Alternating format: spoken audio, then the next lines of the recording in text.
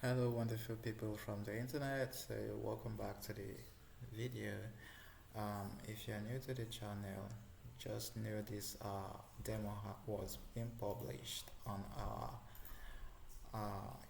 it was being published right here, and I will try my best to go over it for a very brief short of time. So, if you are new one more time, please make sure you subscribe to the channel and make sure you share our content so that we can grow this community of wonderful people. Okay, and for those of you who have been a member who have been supporting this channel from since it was created, I appreciate you guys. You guys are really awesome. So I'm just really thankful for all of you. So without further ado, let's go back to the project. So today we're going to be creating this amazing one. So what is this build all about? What's the use case of all this build? Well, let's assume you have a website that isn't having a lot of traffic and you want to visit us. So as you can see here, it's a join thousands of developers slash of designers to get more visibility to your website. We help you get the right audiences join up for one flat monthly fees. But if you want to, you can add the monthly fees like our Stripe payments and all of that. But for this is just a simple build we're going to be doing, and yep. And for the this build, we're using Tailwind version 4, which if you check the Tailwind docs, it kind of you can't it's we what I'm trying to say is that we have this light theme and dark theme, right, supported, and we usually do that in the tailwind.config. But in the version 4, if you install the Next.js 15, and also you enable the tailwind, like you install tailwind, as it won't have that tailwind.config file in it, so it will be very pretty hard for you to do the toggling of light theme and dark theme, because in there we use the class of and we connect that with next theme, but right now it's kind of not there. So you kind of do all of that inside your global.css. But in this tutorial, I'm going to show you how to do that. And as you can see, it's light theme. If I refresh it, it's still going to stay on the light theme, as you can see. And one more features which were added to this build was the ability, if I scroll, as you can see, I can scroll right, up and down, and this is possible if we are logged in. But if we're not logged in, we're going to see a different user interface. So let me log out, and you're going to see what I'm trying to say. So if I try to scroll down a little bit, as you can see, it's saying sign into viewport. So if I scroll down a little bit, you see it won't allow me. But it's not allowing me because we're zooming a little bit way. I see it. So right now we're on the 100 screen. If I try to screw a little bit down, it's going to show me upgrade to UI. So this UI is basically for unauthenticated users. If you're not logged in, it's going to show you this stuff, and this stuff basically means you can pay a certain amount of money before you can continue, or probably it's telling you to giving you the this pricing tag stuff. So I didn't finish the UI. I left it so that you guys can continue your build, because not everything in this build you know I did finished, because I was doing so I can move on to some other project. So if you don't want to, you can click here and it will still enable you to scroll, but that is on the first render of the page, so it's going to show you that. And also we have got a new weekly, this what's it called, it's called the newsletter stuff. So you can input your email here and hit the subscribe, and it will send your weekly stuff. It will subscribe you to the weekly email stuff, but we didn't integrate that. Okay, so for we to see all of these posts, you can click sign in, and you can say click sign in with Google, continue with Google. I didn't use a GitHub, but you can do that as well. It's way more easier to integrate than using the Google Auth. Okay, so I'm going to choose my account which I want to use. So right now we've signed in. Ignore this error, it's just kind of complaining about some little hydration warning. So I'm going to fix that while we'll be building this. So here is on like a larger screen. So here is all the sites we have on this build. So we can go back to dark theme because I like dark theme, and also right here all the sites we have built so far, and also right here we have the newsletter stuff as well. So here are the sites created by users. So each users we have their own sites. You can make it that way, but I just made it like this so we can all get this build out of the way. So we can click on any build if we want to see more about the creator, and also we can see more about what this user is trying to say. So we're going to go to a specific build. Okay, so so it's kind of loading. Let me click on this.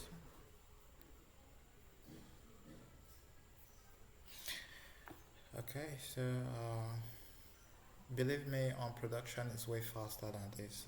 This is using my local network, so it's kind of acting this weird way.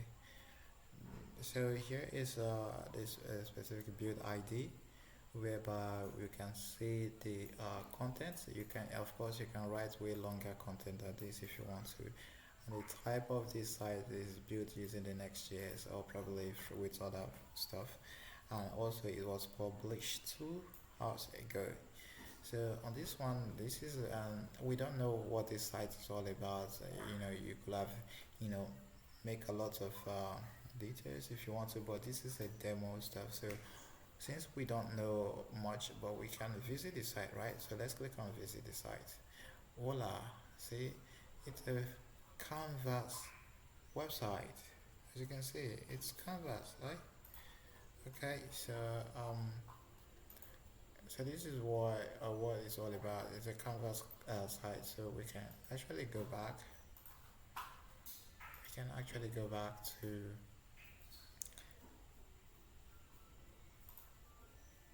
okay.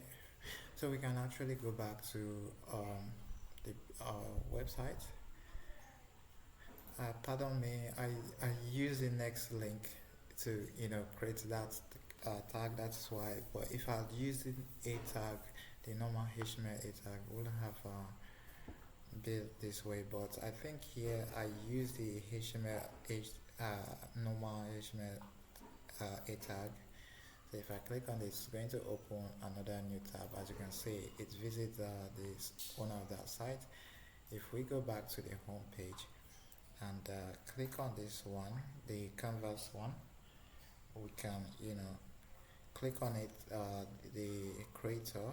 As you can see, we have a creator which you can input your you can input your site's URL if you want to. As you can see, this is my it took me to my to my site, to my YouTube site. Okay, so you can come to the YouTube site as well, and you can visit the real actual build, and of course you can see the number of views increase. Before it was 5, but now it's 6, and that's where you can download the screenshot. If you click on it, as you can see, the screenshot has been downloaded. If we click on it, it's going to open the screenshot. So let me see. Yeah, as you can see, it's already downloaded. Okay, so let me just click that. So let me open it. As you can see, we have the view right here. So as you can see, this is the view of the screenshot, okay, that we downloaded. and that is pretty nice. Okay, so we can go back to the home page, and we can also uh, fetch by fit tags. As you can see, we have a loading state right here, pretty nice. We have a loading state, and also as you can see, we are fetching based on tag. This is from Next.js, this is from Node. If there's no data, it's to say no data found. Go to JavaScript. As you can see, this one is on JavaScript, so we can go to all to fetch audio tags. Okay, and the next thing, we can create a tag. So we can as well grab this one, grab the URL of YouTube. Okay, so wait for it to load, to come up. So here, let's say we want to grab the screenshot of YouTube, and then here we've got to have the some type of what's it called, some type of condition. So if we pick on responsive views, it will, I think this will have the all take a screenshot of the responsiveness like on mobile view, and if you want to do the single shot, you can define your width and define your specific height, and also page section, it will have the normal page section. Okay, so if you want it to capture the full screen, of course it will do that, and if it does, it will screenshot all of the websites, all from top to the bottom of your website, and all of that will still work. So here we have let me just use my URL link. So here you say my YouTube,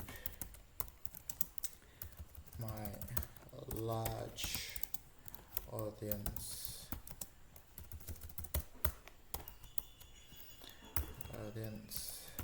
page of YouTube, like so.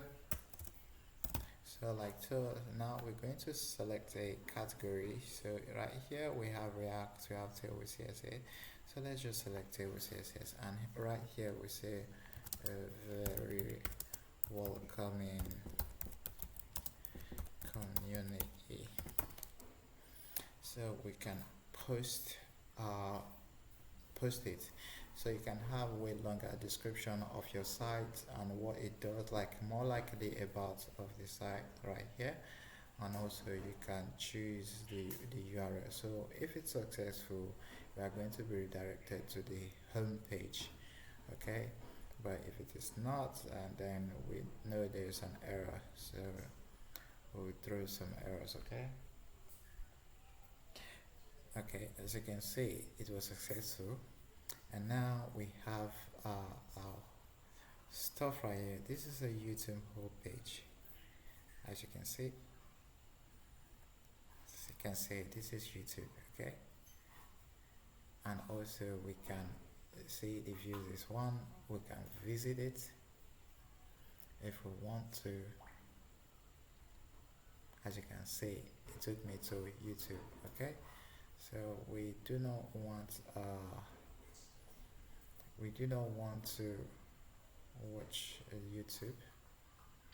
We want to come back to the site. As you can see, it's all working. Also, we can delete. Okay, so this is the only tag that involves Tailwind CSS, this Next.js and this JavaScript. Okay, so this is a very short demo I have to give you guys before we start the build actually. So we can delete a build if we don't like it. So over here, as you can see, we can delete as well. So it's deleting. As you can see, it's gone. So this is what we're going to be building, and for those of you who say sometimes it's not responsive, as you can see, this is quite responsive and neat, and everything's working smoothly and perfectly well. So make sure, well, if you are doing something wrong, make sure you correct yourself before commenting. It's not responsive. As you can see, everything is going smoothly. So this is what we're going to be building. I hope you're ready, and I hope you have like a glass of water and every other thing you may need, your keyboard and your focus. Okay, so what are the stacks we're going to be needing? Well, on this build, we're going to be needing quite some stacks. So we're going to be needing Prisma. If you don't know, go to Prisma website and download the Prisma. Also, you need Vercel blobs.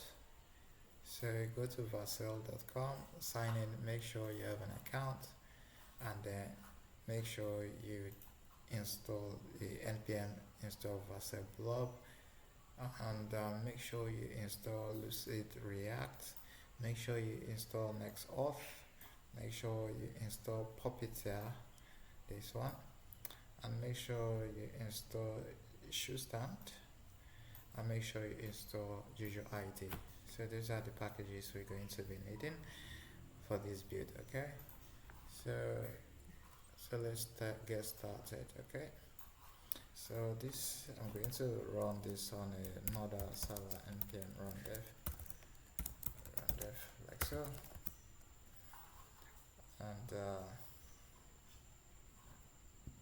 and it's quite responsive for this. As you can see, on a medium device it's kind of too large, is kind of free. Okay, so this is, so any websites, make sure you don't run it locally. I don't think it will grab local stuff because it's running locally, but you can do that with you can experiment with that if you want to. So here it's just complaining about some, some console ninja. So that's what's complaining about, but no problem. And also here, this one is my settings file. So once you install Prisma, make sure you come to your Prisma, and on the screenshot model, make sure you have all of this, and these schemas typed. So we're going to be needing an ID for a screenshot and a URL, which I showed you guys, and also a label, which is going to be the label type, or if it is what's it called, full page, if it is mobile or desktop, all of that stuff. So we're going to have an image URL as well, which will be saving the link to the image URL. Okay, so we're going to be having, if it is full page, that's for the submission of the what's it called, submission of when you submitting a link. It kind of asks if you are submitting this as a full page, so you can click on it. It's a boolean, and then the created ads and the updated ads as well. That's the time created and also the time you want to update this build, but we're not going to be doing that. So the views is the number of views, as you can see, it's 9, and the description, this is the description for this one. Is this? Okay, as you can see, it's responsive as well. And also the categories, which is of this one, site type JavaScript, and also the title, which is this one, and then the Twitter handle, which you can visit the creator, and you can visit the site URL as well. So these are all the stuff we're going to be needing, and I hope you guys enjoy. Make sure, one more time, please do make sure you support the channel, like and subscribe and share our content. Okay, so here is the home page, and on this one is running on localhost 3001. So you can grab it like this and paste it in here, or if you don't want to, you can just hold your control and click this link. Okay, So let me kill this one. I think it's still running. Okay, let me just kill this one because we're not going to be needing that one anymore. So let me kill this one as well. Let me run it back on the local host 3000. Okay, so wait for it to come up. So while we wait for it to start running, we're going to start with the home page. So right here we have the Quartzy home page right here. So we're going to be, at first thing first, I would like to, make some dummy data of how this will look like, and I really wanted to, look exactly like a very clean demo, because if I go ahead and try to build this without a demo, it will look somehow ugly. Okay, so what we need to do first is go to the card container. Okay, so I'm just going to grab all of this.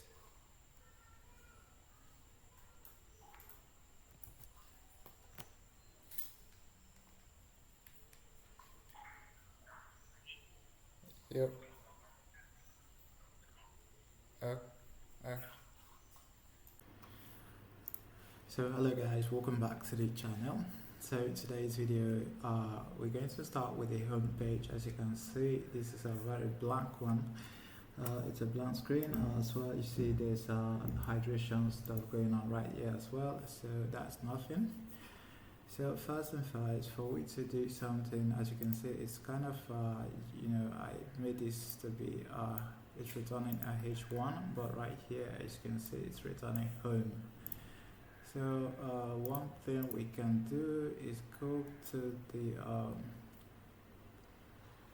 let's go to the public. Okay, I come in.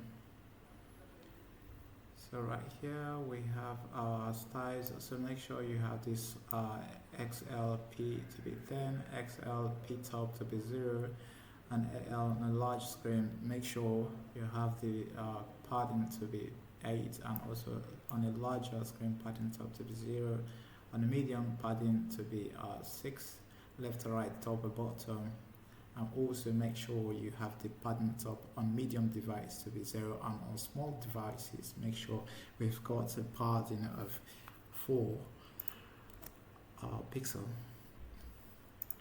So right here, as you can see, what I'm doing right here, I'm just basically on the root layout and wrapping everything inside the React node, and I'm quite kind of seeing some kind of ugly thing going on right there, so I want to fix that as well. So one thing I'm just trying to why is my having home right here, function home, return home, this one, it should return hi, not home. Okay, so I'm trying to see if I've got any of my editor running, okay, my bad, I have some other editor running. So this is running on localhost 3001, like so.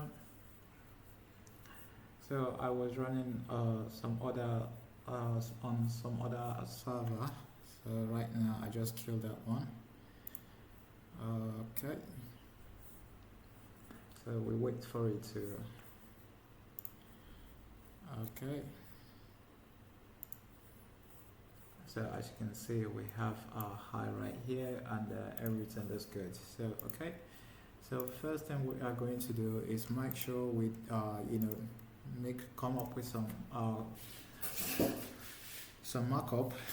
so we we understand what we're doing, so you get to see what that looks like for now. So let me enlarge the screen a little bit. I know this can be very tough and hard for you to see, so I hope you guys can see clearly.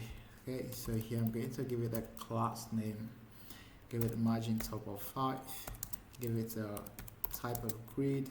On extra large, we're going to give it a grid of course of free, free like so. Also, we're going to give it a large, on a large screen, we're going to make it some grid calls of free as well, like so. And also make sure on medium devices, we're going to make it a grid calls of 2 as well. And that being said, on our normal device, it's going to be a grid calls of 1 because we specify right here everything about the grid. On extra large, grid calls of 3, on large screen, grid calls of 3, on medium device, grid calls of 2. So by default, it's going to have a grid calls of 1. So no need to try to specify here, like grid calls 1, like so. No need to do this because by default it's already going to apply this to the default style. Okay, so we're just going to give it a gap of 4 right here. So you won't see much changes because we're still going to have some other stuff, right? So here we've got a div. Okay, so here we give it a class name, give it a relative, as you can see, and also we give it a class of group. So essentially this group class here, this CSS group is responsible for whenever you want to target a whole different you want to target a whole group of thing encompassed in a parent stuff. So you're going to need to do this group of a thing. So I'll show you guys a basic example of that. So here we have an image. This is coming from the next, as you can see, it's coming from the next image component. So you need to have this one. So I'm just going to make sure I, give it a some width to be of 100. Let's give it a height of 100 as well. Give it a class name. Give it a width of let's give it a width of 4 extra large, like so, and also a height of 22 rem, like so. So this is a custom style Intel with CSS because Intel with CSS they have some custom they have some custom styles. You see in version 4 we have some also additionally add custom classes like 0.5, 1.5, 2, 2.5, 3, 3.5, and all of that here. So we've got this whole bunch of them right there, but we're going to, but as you can see, we don't have this 22 rem. We don't have that. So for we to define that by ourselves, you need to use the bracket sign like so, like in an array, but then you write your predefined a number, whatever you need inside of it, okay? So that's how you do that. So here we're going to give it some border and give it a border color of neutral 900, neutral for 900, no, we give it 700 actually. And also we have to make sure it's object to be cover, like so. But we're not going to make it any round corner, so we're going to give it alt. This alt is necessary if the image refuses to load. Then we have to see something that we that will just stand there as a placeholder. So I don't know why it's suggesting this image. So let's see if if we're going to see anything there. Okay, why is it saying this? With class name string is not accepted types SVG props. Alt does not exist on type SVG props. So I have no idea if this is an SVG, but let's see. uh, not nevertheless, that isn't what we actually needed. So I'm going to use a picture from my from my dummy data that I used on the previous one. So right here it's having the picture. So assets not accessed. Asset like so. Make sure your spellings are correct. So in the assets folder, so as you can see right here, we have a public folder, and in here we have some assets folder, and in here we've got some pictures. So here I'm using this pic1.jpg. Okay, so at this point, this one is kind of complaining. And let me take this one a little bit. So the reason why this is complaining is because right here I'm using a small letter instead of capital letters. So as you can see, and then here we have our image, as you can see. Okay, perfect. So what do we need to do next? Next we need to make sure we have this as a duplicate, because we want this to be to be many, just so we can have something to visualize with. Okay, so here over here we use the div class again. So make sure here is an absolute one, and insect to be of insect, not insect, insect to be of 0. So this insect is basically there's this so that's what we made this to be relative, right? So insect is short form for top, bottom, right and left.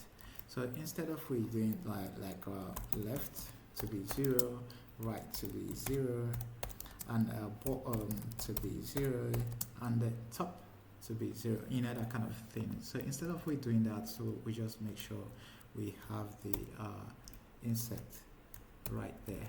Okay, so make sure we have the insect to be of 0. So in that way it's perfectly centered within this parent class of relative. Okay, and then here is where you use the group, and then what you need to do is group hover. So when you hover on this one, we want to reduce the opacity by 20, by BG to be of type of black to be 50, and also BG opacity to be BG opacity. Okay, BG opacity, background opacity. I don't know why this is not showing to be 0. On group, like so, make sure the BG opacity should be 50. Like so. Let me shrink that a little bit. So I think I can just make this a little bit wider. So I hope you guys can see it clearly. Let me zoom it a little bit, so you can see we have this. Actually,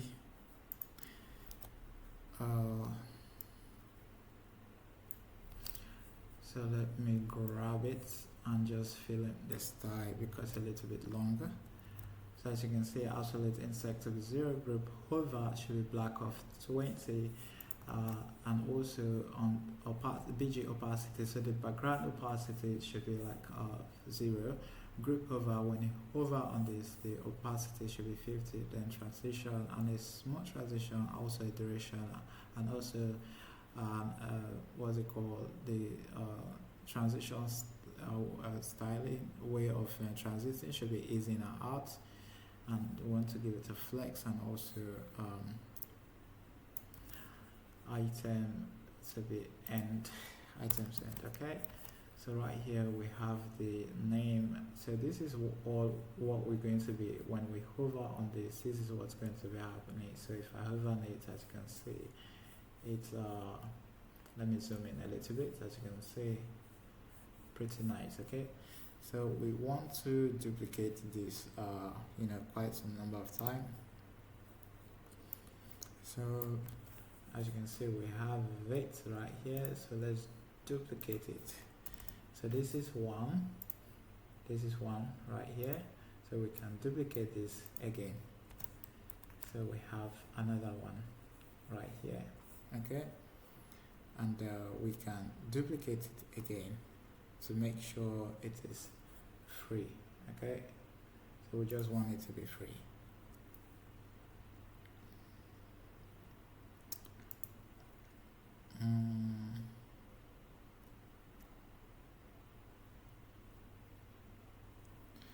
Okay, so as you can see, we have 1 2 3. Okay, so we don't want to just put this dummy data right here. So what we're going to do is make sure we have some sort of we just want to have an array that we have these images stores in them. So here we say images equals to use memo. So why am I using the use memo hooks right here? I'll explain. I will explain.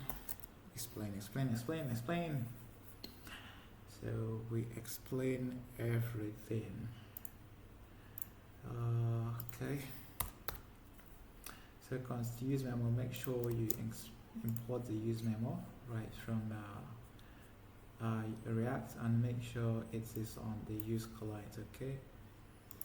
So what we need to do is going to have a function that calls the array of assets. So in here we have some assets we're going to be mapping through, and actually these are quite some nice assets which I prepared, but I'm going to be mapping just 1 2 3 4 5 6, and also right here we're going to map through these images. Okay, so one thing I would like to do is make sure I map through them. Okay,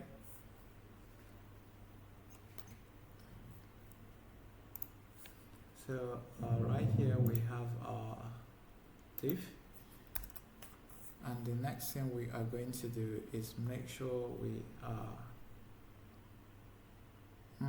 perfect, just exactly what I needed. So we're going to give it a class of relative just like this one, but you know what it is, we are already having this class of relative on these ones, right, and also on these ones. So we can basically just do not mind all these ones, and still go ahead with our export. So it's kind of complaining right now. Why is it complaining? So let's just go back and write this code ourselves. Okay, so we're going to map through the images, the one right here. So I wanted to explain why we use memo. So as you can see, the use memo will only recompute the memoized value when one of the depths has changes. Okay, but in this case no depth has changes. So what it's going to do is going to grab all of this and store it in a store. So whenever so it won't calculate the whole of re-rendering the images. So it's not going to re-render them. So it's just going to say, oh, we have this, we've done this before, so we're going to make sure we use that value we previously used before, and not recalculate all the whole damn thing again. So we're going to map through them, each of the images, and also coming back. So right here we have the images and also the indexes. So right here we are going to map through them. So here we give it a div, give it a class name, give it a relative, just like we did before on this one, relative right here, and also give it a group, and the height of custom to be of 22, like so. Okay, so also right here we have to give it a key, and that should be either here or at the front. Okay, just give it the key of the index. Okay, so what you need to do is have the image, and also we have to, so here is image, not image like so. And now it's saying it has a type of any. So right here, what can I repurpose really? Map. Images dot map.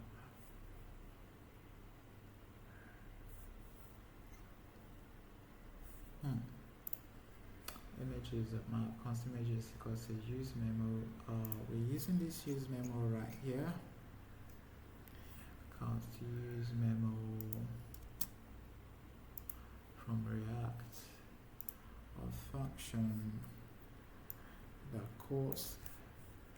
Why is this not so const images equals to use memo,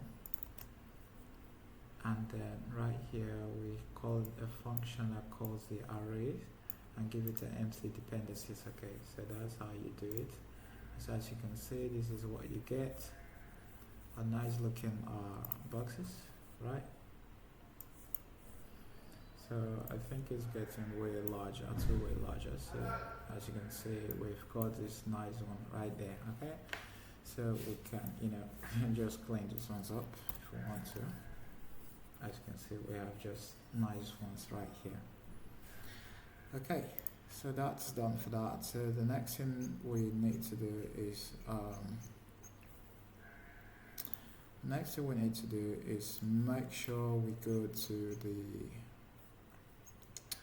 the home page. Actually, we're still on the home page. Okay, so let me see. Okay, so the next thing we need to do is create the home client. So basically the home client is just like what's it called? So right down here we need to create something called the home client. Okay, so here we have the margin top to be 9. Okay, we have the margin top to be 9, not 5. Okay, so in here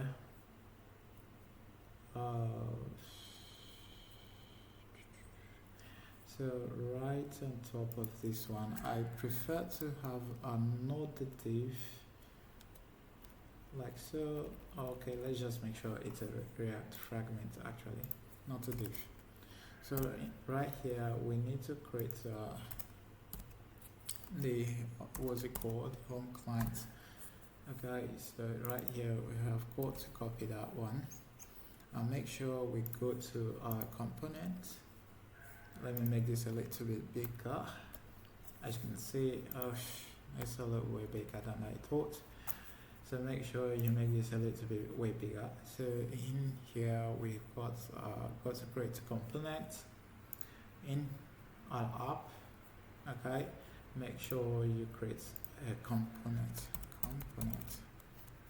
Okay, and also in here make sure you create a home client.css. Okay, like so. So make sure you make here RFCE, and here you make sure it's home client like that. So here we say the home client like so. So if you go back to the home page, make sure you import this one. Okay.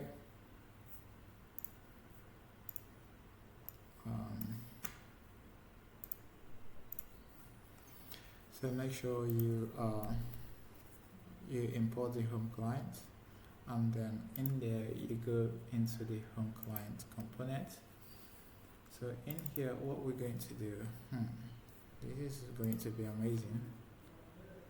So first and first, we'll give it a class name, give it a relative, also give it a overflow to be hidden, not overflow x, just overflow hidden, and also in here make it another div, give it a class name, bg to be gradient, bg gradient to the top, not to the bottom, to the top like that. So on a dark theme, on a dark mode, make sure you give it bg a gradient to the bottom, and also to be width to full, and dark mode as well. Make sure you have the VR to 25%, 25% like that, and dark like that. So we want to give it make sure it's called VR black, like so. VR black, might type in VR black like so. Make sure you shrink this a little bit so you can cut downward. And so basically we're not going to center much on the UI, but rather the functionality. But I'm taking my time to make sure I just do all of this stuff, you know. So right here we can give it this. Okay, so it's kind of complaining because I have to make this. Okay, so in here we just give it a bg gradient to the top, the dark, you know, all of this good nice looking color. Then the next thing we need to do is have some div.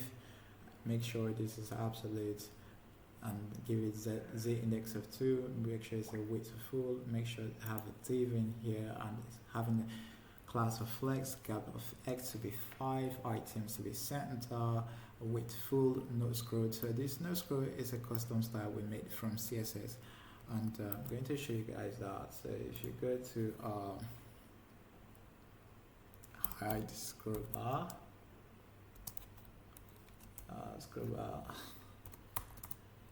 Tailwind CSS. I think you probably need to, you know, and the previous version you can install this, and you know, you can install this and it will work perfectly fine. But right now all you can do right in this latest version, I think you can install it, but the only difference is you got to, you have got to, import this. You've got to import the what's it called? Okay, so you've got to import this one, like so. Right here you use the import, like so. Then the whatever name you wish to, you've got to import it like this. So if you installed it, so this is how you import it. Okay, that's how it will work. But for me, I'm not importing it because I already have the class right here. So this will work. Okay, so I'm using this class no scroll bar. So if you come to the you're going to see the what's it called, no scroll bar. What is it? So as you can see, I'm having it right here, no scroll bar. Okay. So that's that for this. So if you come here and save, and also down beneath that with video, we've got a text right here as well. So let me refresh. We've got a text right here, modern UI for So let's go back to the home page, and right here, if we are importing anything. Okay, so home client.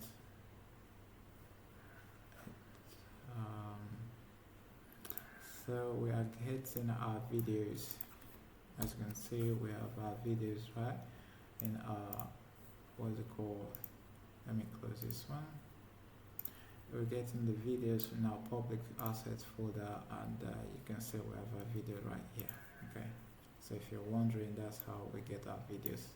And make sure you add these attributes, our properties, along with the video tag. Okay, so why is it not working? Why is it not showing battery pressure? Okay, so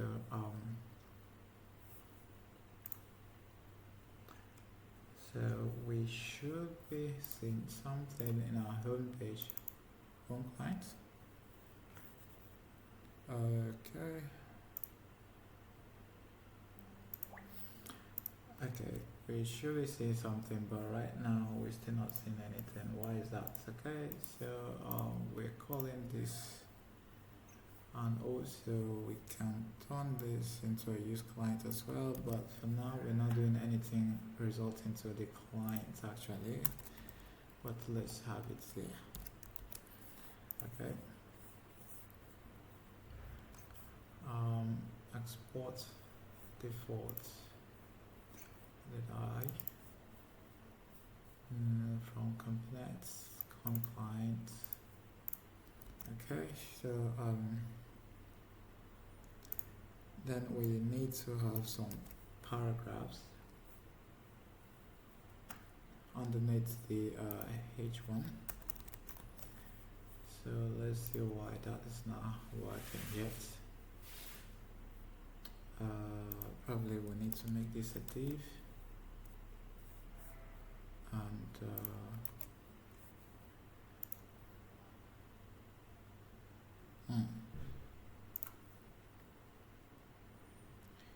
okay.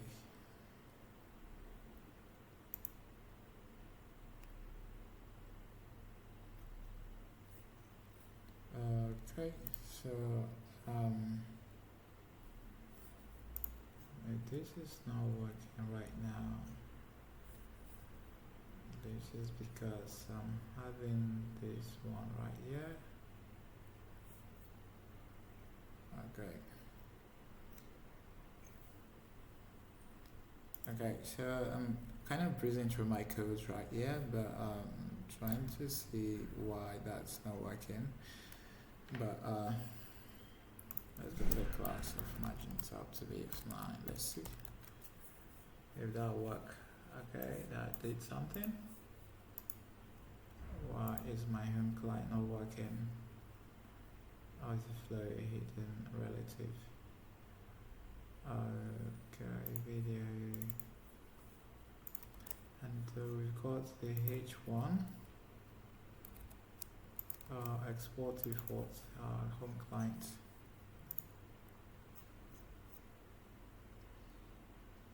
Okay.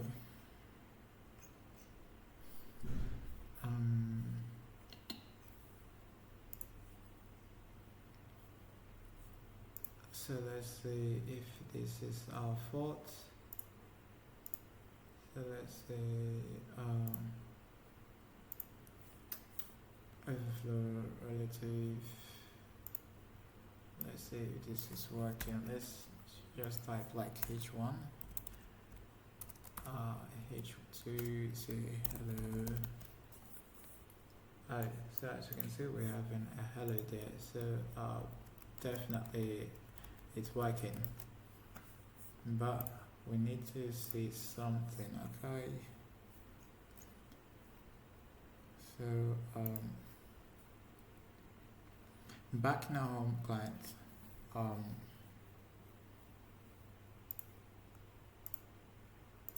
we've got some amazing stuff going on actually, and I want to be sure we are making the right move. So over here we have the BG gradient and all of that stuff, and right here we have a div relative. Why is it div is not principal closing tag? Of course it has a closing tag. And here we have our overflow to be hidden.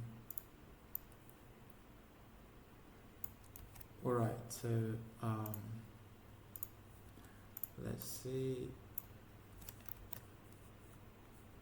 controls.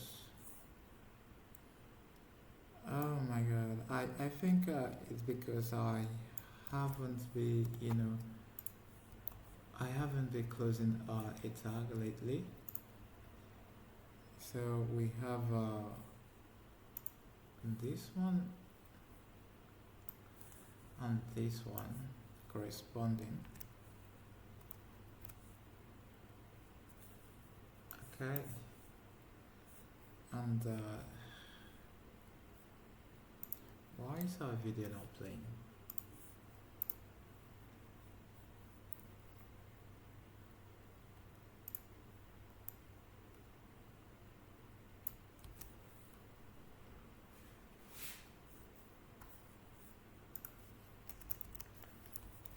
Okay.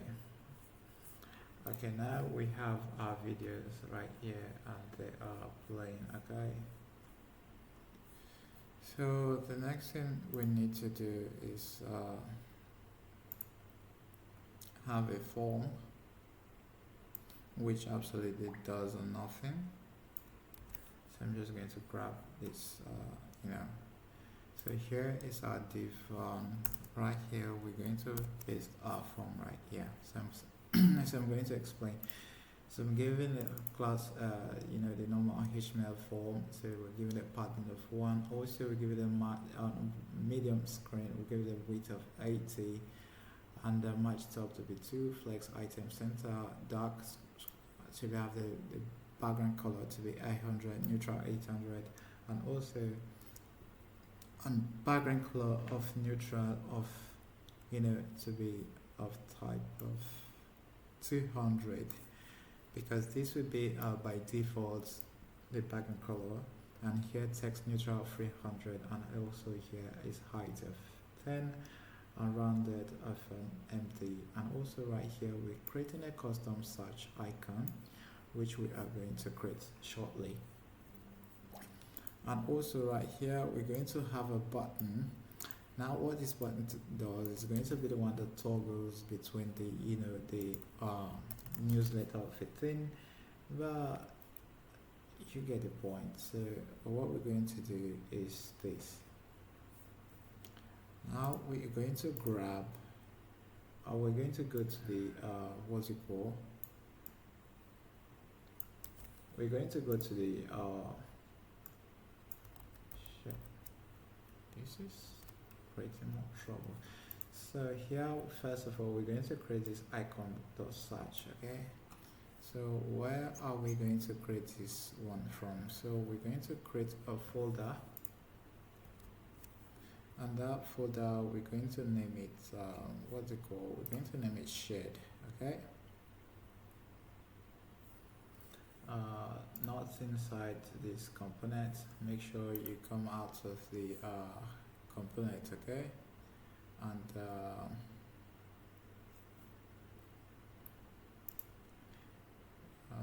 okay,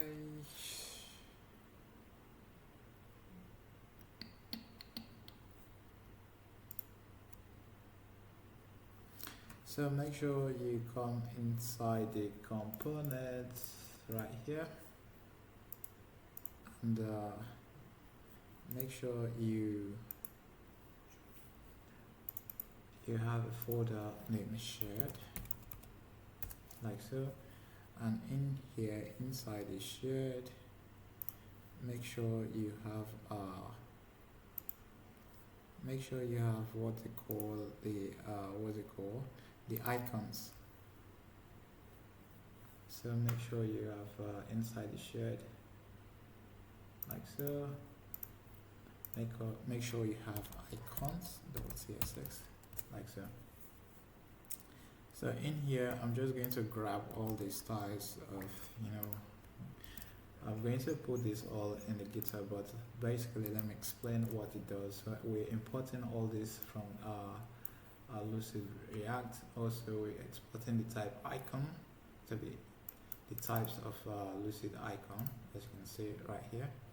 As you can see, it's coming from Lucid React, and it's using this refs to hooks to so So what I'm doing here, we're exporting these icons, and then we're adding the custom ones that we're going to be needing. So we're going to call the icons.add. It's going to be this type of clause which we import, right? So we're giving this custom Google type. We do not have we don't have the custom SVG type for Google icon. So we have over here some custom SVGs which we are adding to this Google and GitHub property. So once we say like icons of Google, it's going to call this function which returns this SVG right here. Okay, so that's and it's going to give a type of lucid props which we add here. Okay, so we need to go back here and import these icons. Okay, so right here, if we come back here, as you can see, toggle up, this is not defined. Of course it's not defined, so let's refresh it. As you can see, we have our search icon right here, as you can see. Okay, and let's go back to it the way we can. Okay, and also right here, if we click on this, we want to toggle the open dialog. So let's go back and click to enable that one. So what we need to do is go back to create a dialog model. So what we're going to do is we're going to use showstand to create this dialog, and all of that is going to be stored in the lib folder. So let's go to our lib folder. Let's close everything. Go to let's go to our lib folder. So we're going to create a lib folder. So let's go create a lib folder. In there we are going to create our toggle model like so, .csx like so. So in here we are going to import. If you make sure you import you install the package showstand from from showstand. So make sure you import you install the showstand package. Okay, so here at the interface, if you are using if you're using the normal JavaScript, you don't need to use the type in this interface. So here we're going to say is open. Is going to be of type of boolean.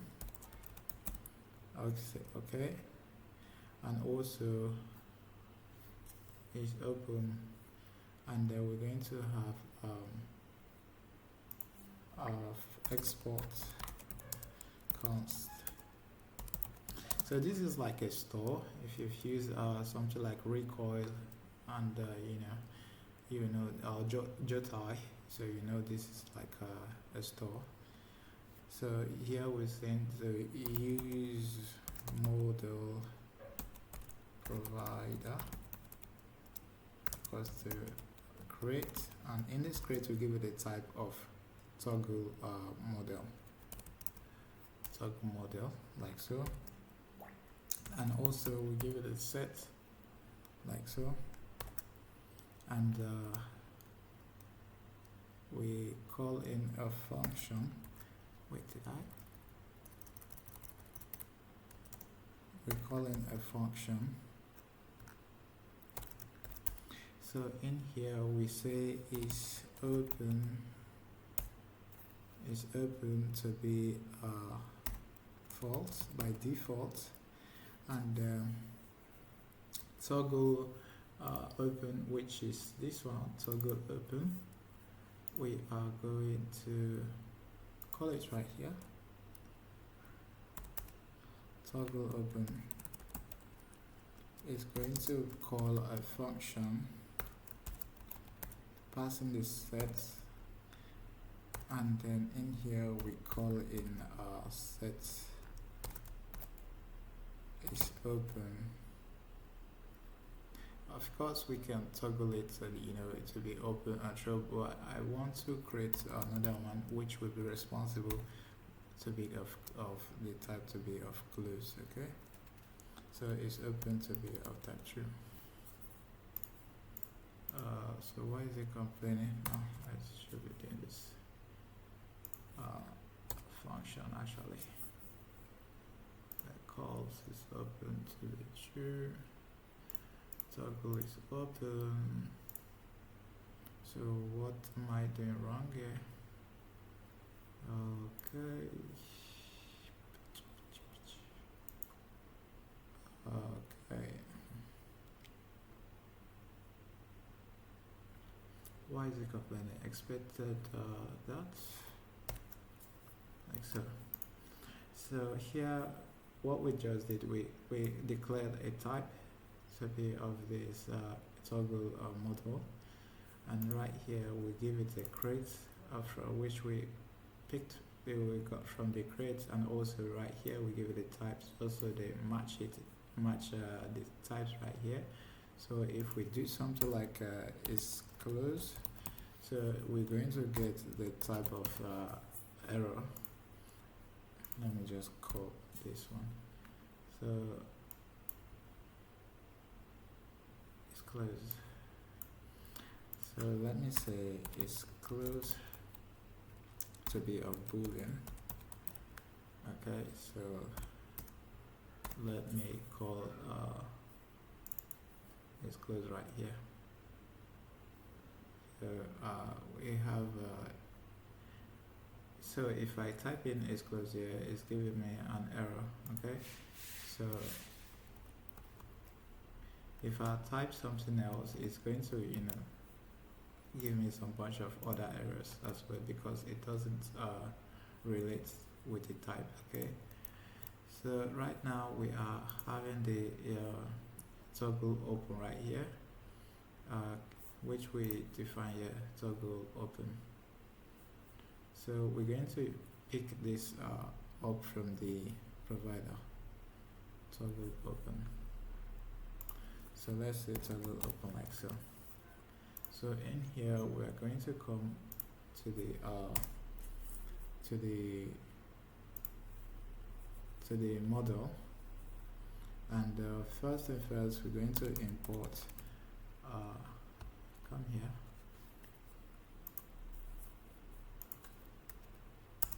so we're going to import use model. No. So we're going to import the use model provider. So in here we say const. So right here we have the toggle mode and all of that, but const, we destructure them from the use model provider like so. So in here we destructure, as you can see, we have this open.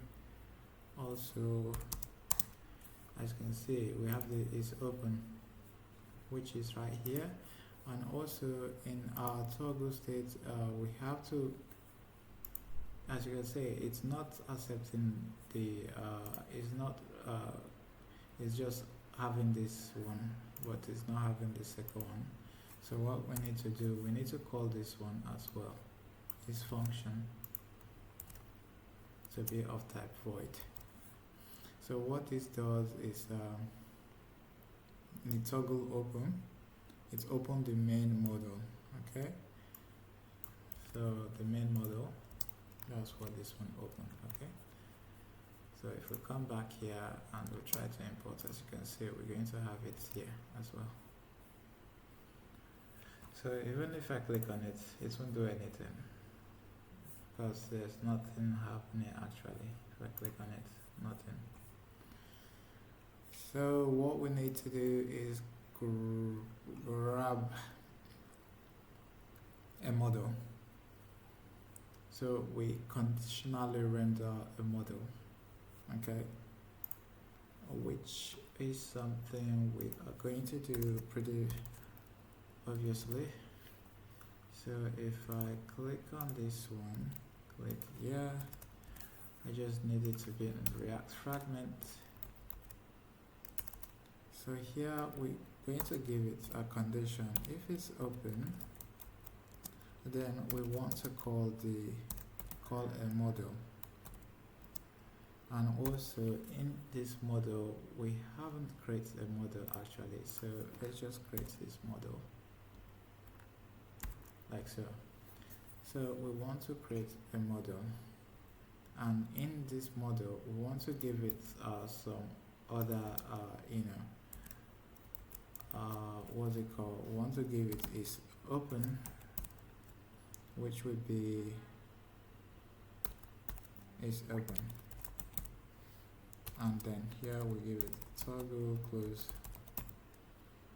to be toggle close like so. So here are what we are passing as props to this model. Okay, so what we need to do is go to for it to create that model. Actually it doesn't exist right now. So in our component right here, make sure you create a model, models, or you can call it whatever. So here you call the model model.cxs like so. So what we need to do first of all is create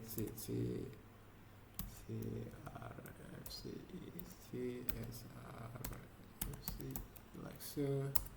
This is for TypeScript, just in case you are wondering. So let's save this one and go back to the home page and import this model like so. So as you can see, we have our model right here. So it's complaining because of these props, but it does work. Toggle close is not defined. That's okay. So let's go back to the what's it called? Let's go back to the model. So right here, the upper side type of props here, we need to say toggle close to be of function that returns void. Okay, toggle. Alright, so in here we need to say is open, so be is open to be optional boolean. Okay, optional boolean like so. And we're not going to need React stuff like that, so we save that. So here's the thing, toggle close is not defined. Of course it's defined. Toggle close. Remember it was being passed to this. So the toggle close is being passed in here, and it's accepting a toggle close. Why in here we don't even have the toggle close? So right now we need to go back to our showstyle and create this toggle close. Okay, so here we are importing the toggle close for use model, so we have to go back to our use model. Okay, and in our use model we need to create the toggle close, so the toggle close is going to be a type of what's it called? A toggle close is going to be closing the model. So right here, we need to just double, double, make sure we copy this twice and make sure we set it toggle is open right here to be back to be false. Okay, like so. So right here we have the toggle close right here, and we've passed that to our model, which is here. So right now, for we to render our model properly, we're going to say if it is let's pass in the property toggle close and it's open, like so, and they are type of these props. Okay, let me close the sidebar. So what we need to do is if we are open, if it is open like so, if it is true, only then we want to run some stuff like so. So the first thing first, we want to make sure we have a div with some dark background. So I'll show you guys what that means. So let me shrink this. If we are open, it's going to show us. Let me choose some hello here. So if we are open, if I click on it, if we are open, toggle close is not defined. Toggle close is not defined. Toggle close is not defined. On click toggle close. Let me save this one right here. Okay, as you can see, we have this.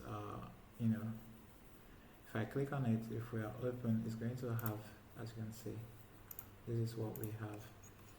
Okay, and as you can see, I can scroll as well. So we're going to log this scroll as well. And so if it is open, as we can see, I clicked on it. If we are open, where is the home client? Okay, so down here I said if we click on that button, which was this button right here, which was this one right here.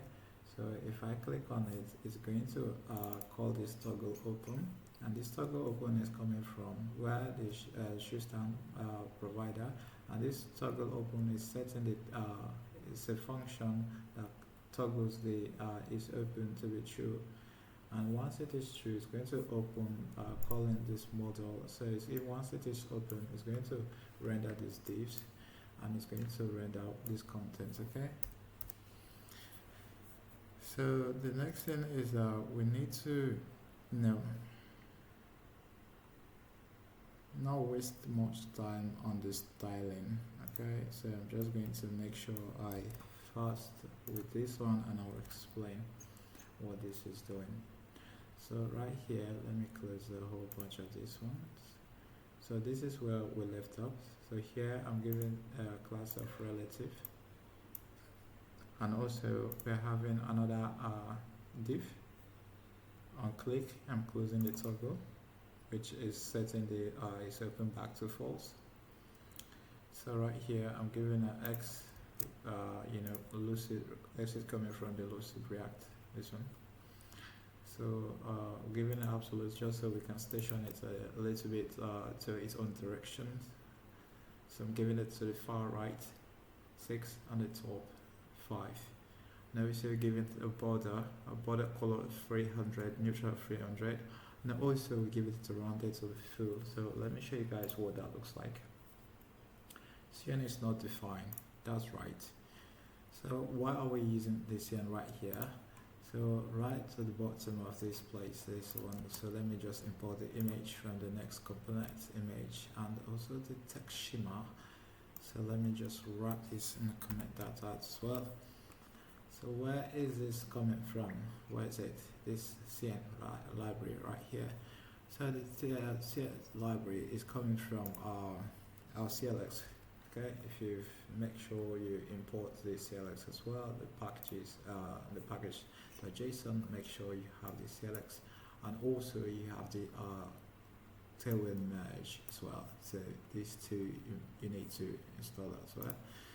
So let's go create that as well.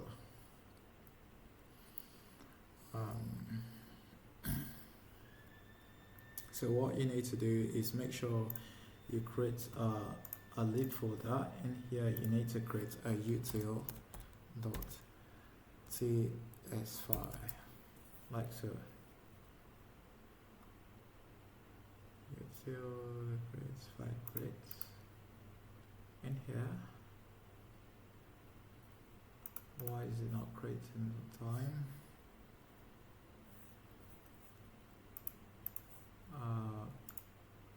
So util.tx like so. Waiting for it to come up.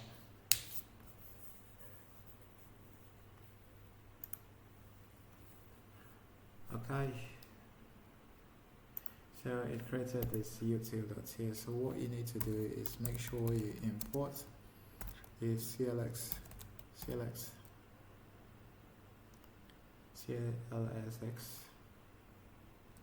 and also you make sure you import the type. But first of all, let's say from.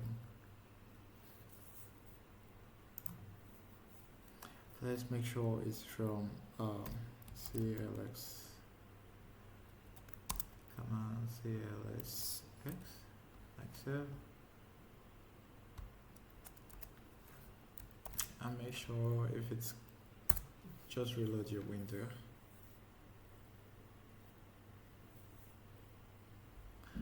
Okay, so import the Tailwind merge like so. Why?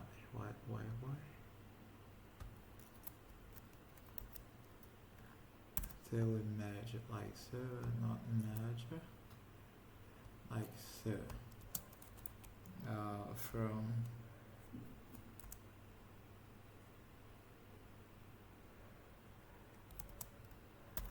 Tailwind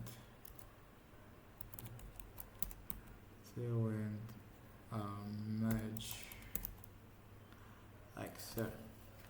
So make sure you import it like so, and here you want to export function CN. Make sure you spread all the inputs. Give it a class of class value. So right here, give it types, type class value, like so. So here you are to give the types right here, class value. Okay, and here you have to return the CLSX and also the inputs like so. Okay, I need to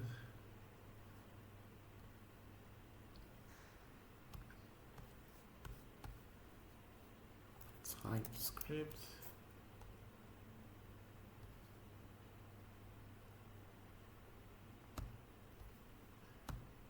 Okay, so we need to import that.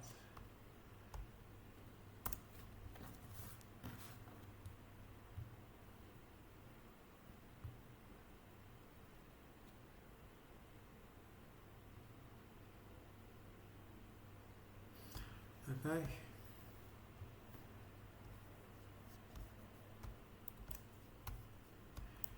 So right here, the Tailwind merge should be not CLS, return, it should return the not this, it should return this one actually.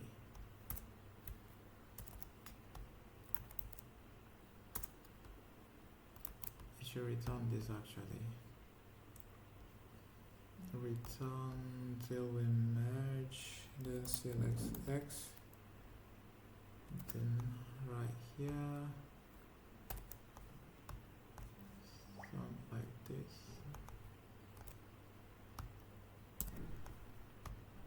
So we do this.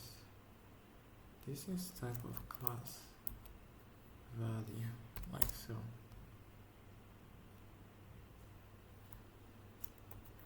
Like so, actually. So this is how it should look like. Okay, so let's go back to the here where it's complaining, so you import this. Okay, so this is just some styles I copied from the Shotzian URL, so here is what you see. You get this nice looking dialogue model. So as you can see, I can still scroll, and this is not what we want when this model is open. So what we need to do, we want to have the ability to lock it, but if you like, you can do that. But for this tutorial, I'm just going to go straight forward to the point of everything. Okay. So with that being done, that is out of the way. That's for the home client, where we have all of the toggling of everything. So now I can close this one. So back to our home page. So we're going back to the home page, and we have another card container,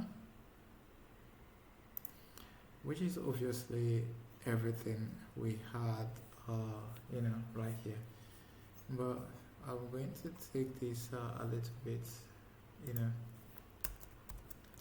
step by step. So here we have a card container, like so. So what this does is going to render all the cards of our container. Okay, so go to our components, make sure you create it under this one. So it's a card container .csx, like so.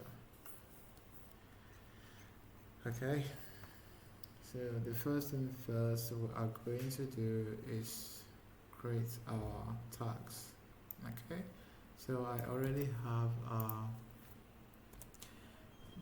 CSRFC card container. Make sure you spell this card container, like so, uppercase.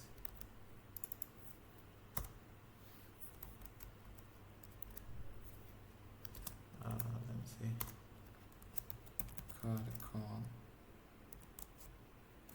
container, like so. Right.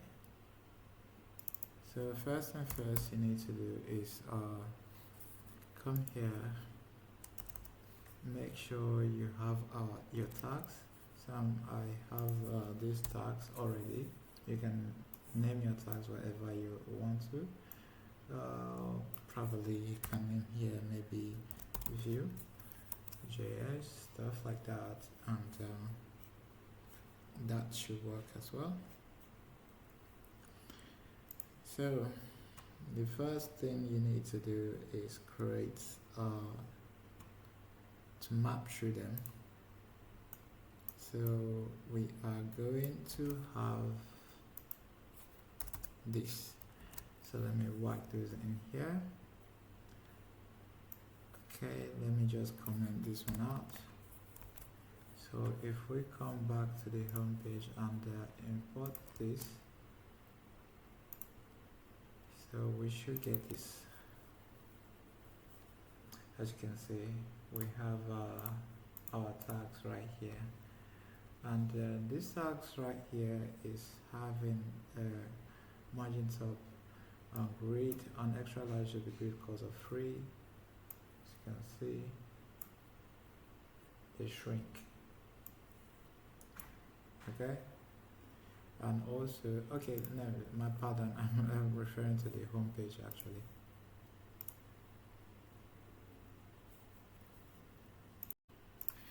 Okay, so right now we've got the tags right here, and we can click on any of this tag, but it's not going to do anything. Okay, so what next? So the next thing we're going to do is have another button tag, right? Both this one. Okay, we're going to have another button tag right here, and also right now we're going to comment this one out, and also we need to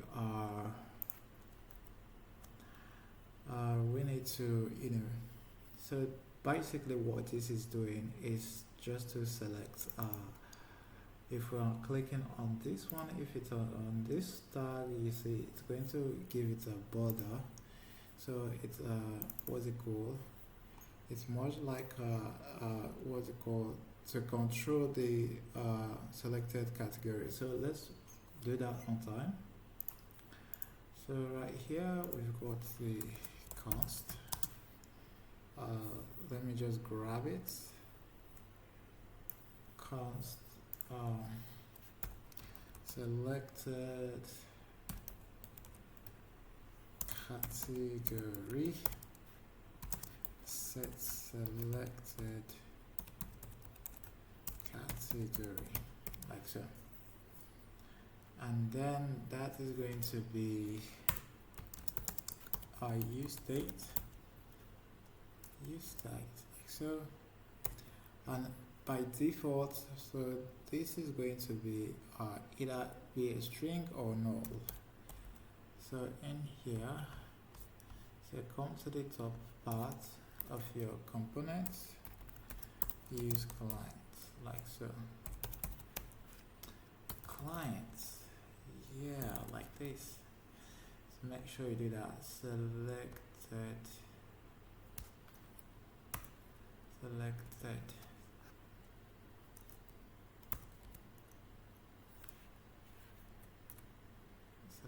category. Selected category, like so. Set selected category. So one calling a function the order. So it's going to be a type of string or null, like so, either one. So we've got to close it that way. Okay, so like this. All right. So right now, as you can see, we've said if it's selected, give it a border. If it is not selected, give it a border. Probably you can do the opposite as well if you want to. Like so, if it's selected, give it a border of this color. So right now, a click of this is just basically clearing out the selected. So, but if we do this like this, you see the this one is all selected. Okay, so that is it for this. And right now on this one, if you want to, you can as well do the condition stuff right here, but as you can see, so that is how it works. So we're done with the home page. Okay, so the next thing we're going to do is find a way to fetch the tags, or probably what we need to do is go and create a form. And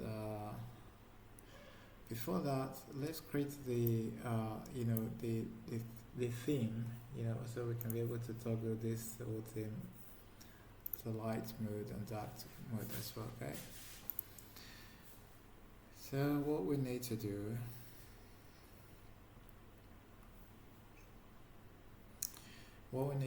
is go to our sidebar right now.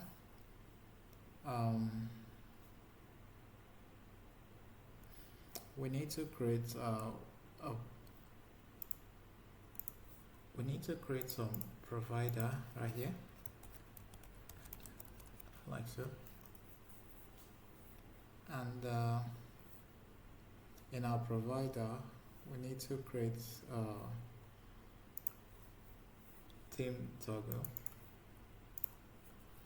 Okay, so we can say theme toggle.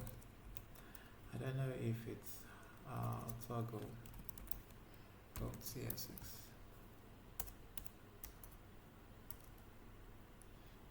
Hit enter, like so. So the first thing first, we need to make sure we use the use client. So for this to work perfectly well, you need to go to your global.css and make sure you have this written just like this. Okay, make sure it's like this. It's recommended on the Tailwind docs, so make sure you have this in your Tailwind.css. Okay, and then down here we need to have some export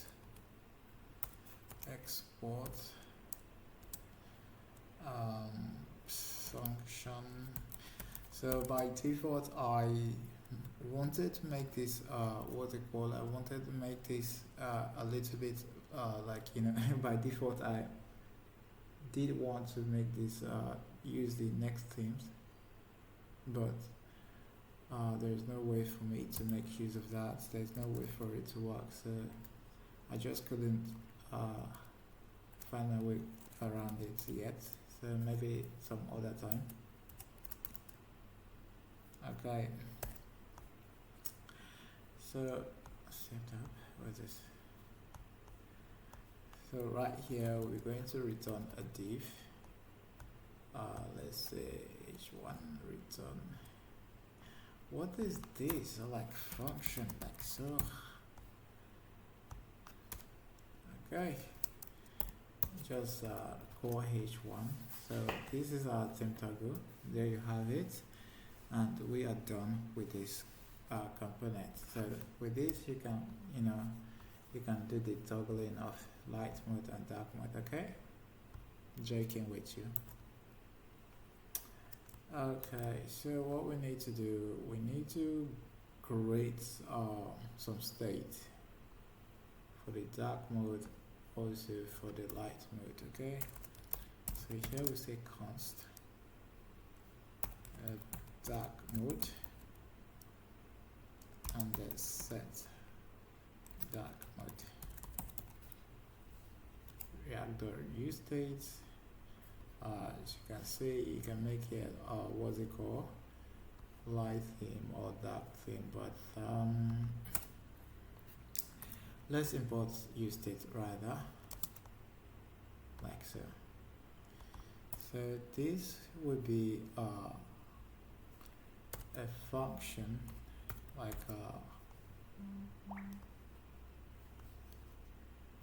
okay, so this would be a function that checks if the window is defined to avoid the server-side rendering issue. Okay, so what I'm going to do is, if type of window is not equal to defined, return window the local, sorry, the get item theme, checking if the theme is dark. So this one is kind of truthy, but so let's type it out. If type of window is not equals to undefined, if it is not equals to undefined, that means there is something. Then what we want to return is return the local storage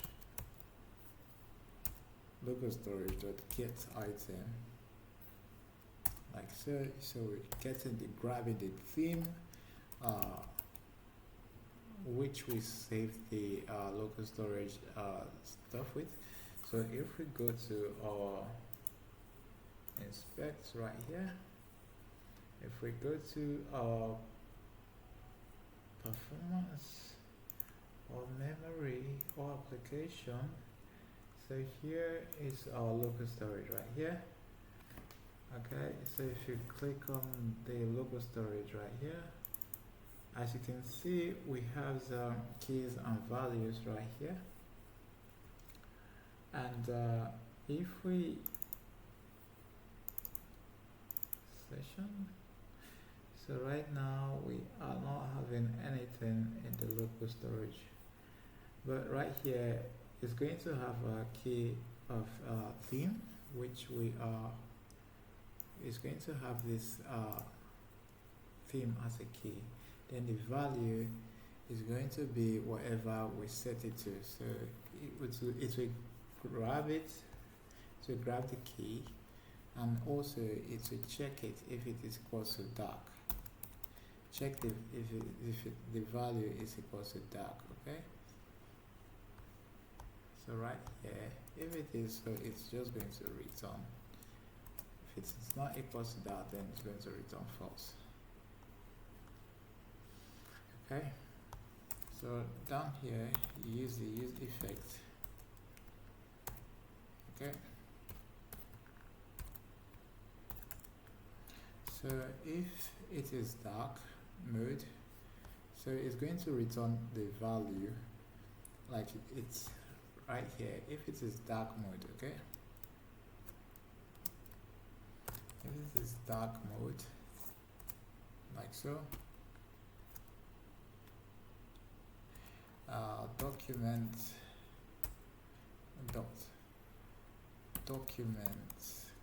element dot class list dot add dark.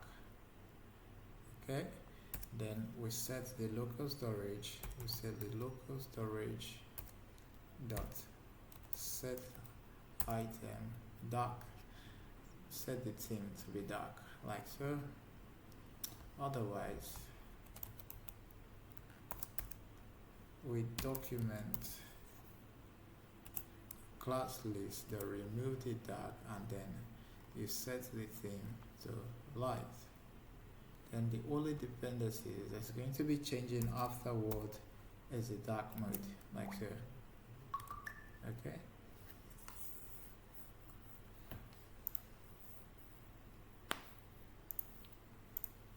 And yeah,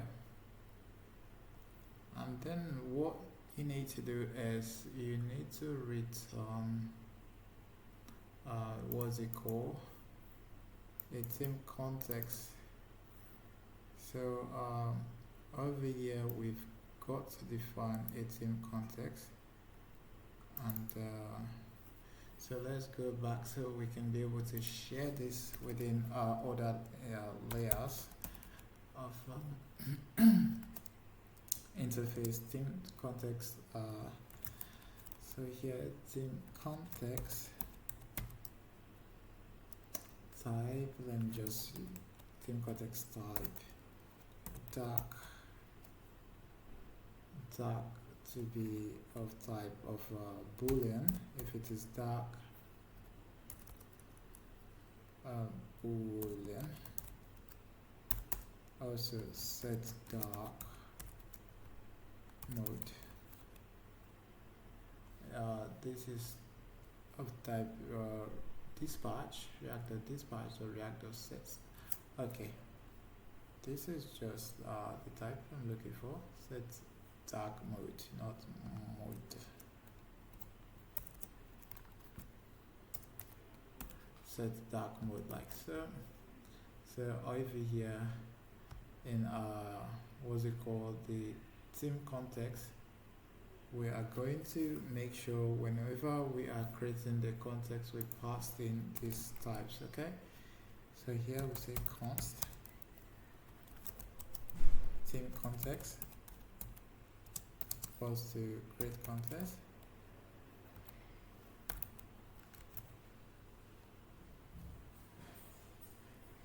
Create context like so, and then here we passed in the theme context like so.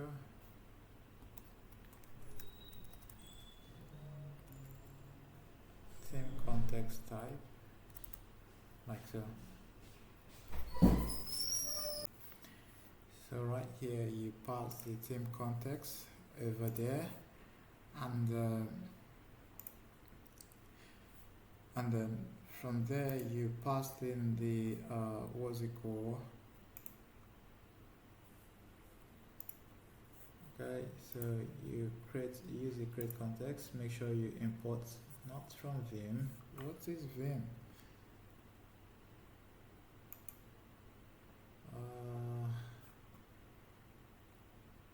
Okay.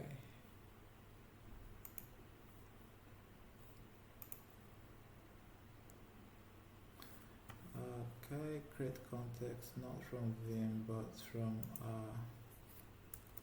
where is it?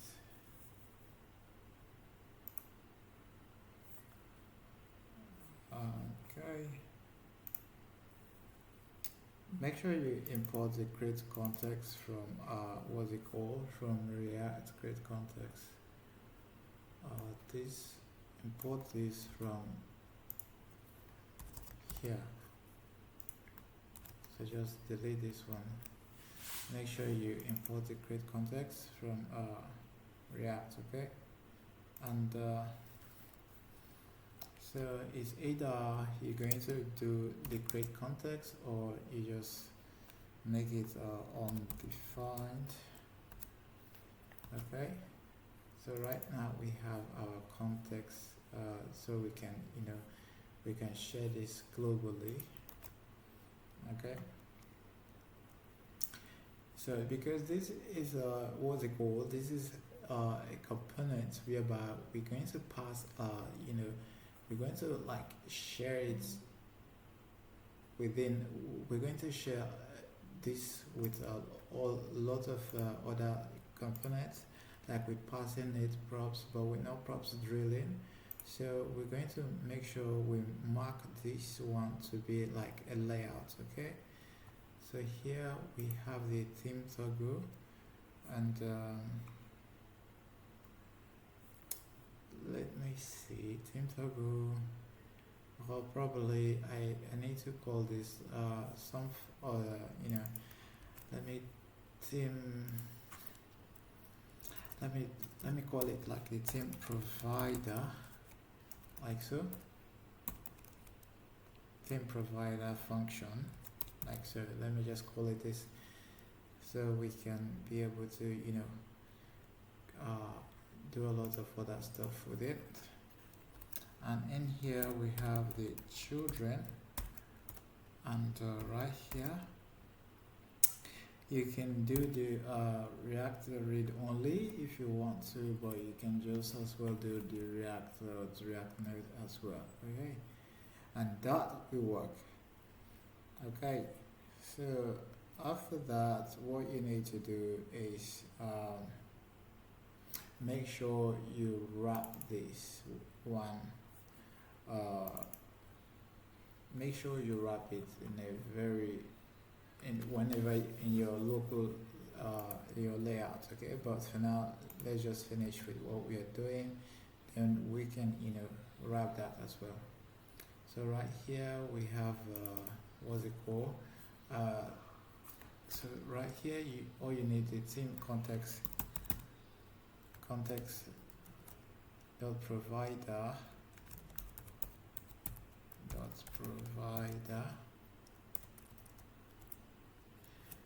Okay, theme context of provider. Let me get rid of this. And here we have children theme context of provider. Okay, so right now it is complaining the provider does not exist on type. That's okay.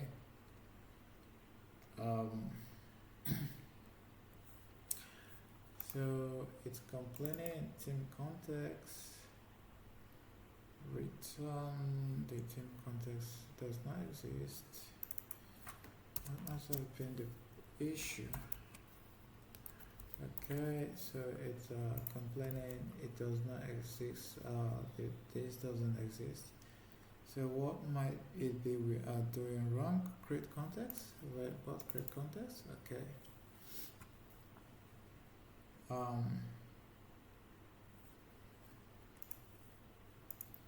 Let's see why is that happening. Okay, so we have the return statement right here. It's in context. Create context from React. And theme context type. And right here we have a function. The dark mode, say dark mode. Use effect, the return type. Interesting.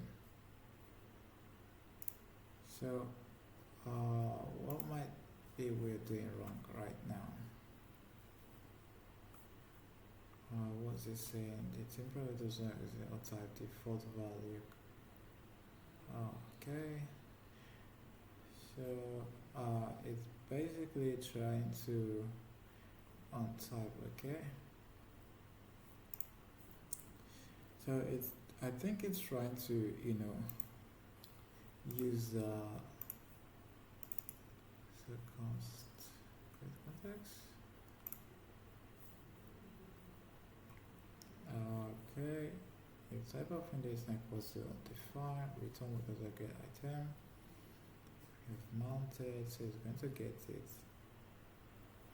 Return false. This effect. I don't think that is either the problem. Okay. Constant context, okay. Let's start afresh. Team context. Okay. Now we've got a function.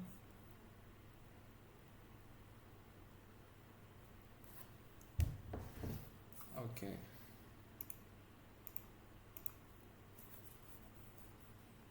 So here is our function.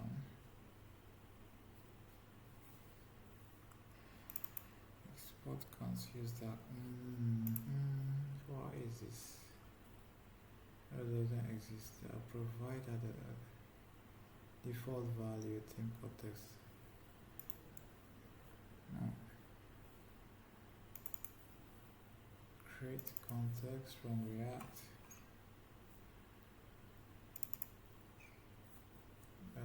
Okay. Okay. So trying to figure out how this works. This happened. In context of provider. Then the value. Okay. Dark. Let me just go remove this one first.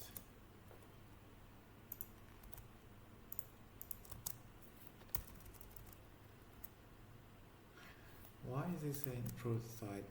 It should be provider. Okay, so theme context of provider, like so.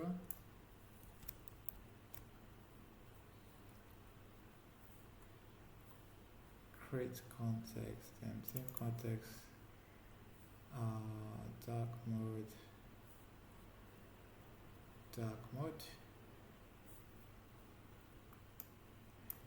So we make sure we are having this as types as well. Dispatch. Okay, make sure you import that and also this. So my bad, it was kind of looking for this name while I was passing it just dark right here, while here I was passing dark mode, okay? And right now export uh, function, uh, use let me say call it dark mode.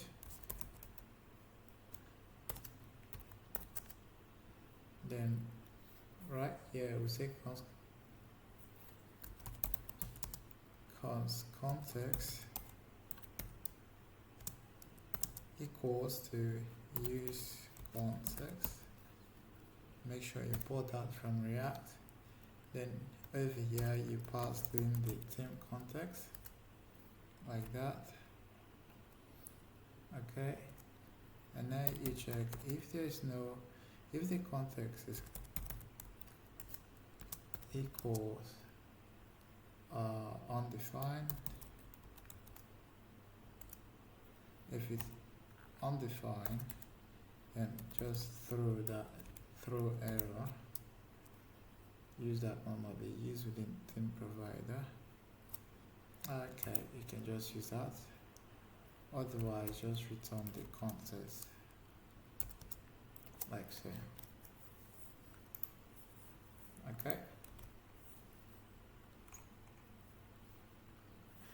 So you need to go to the layout,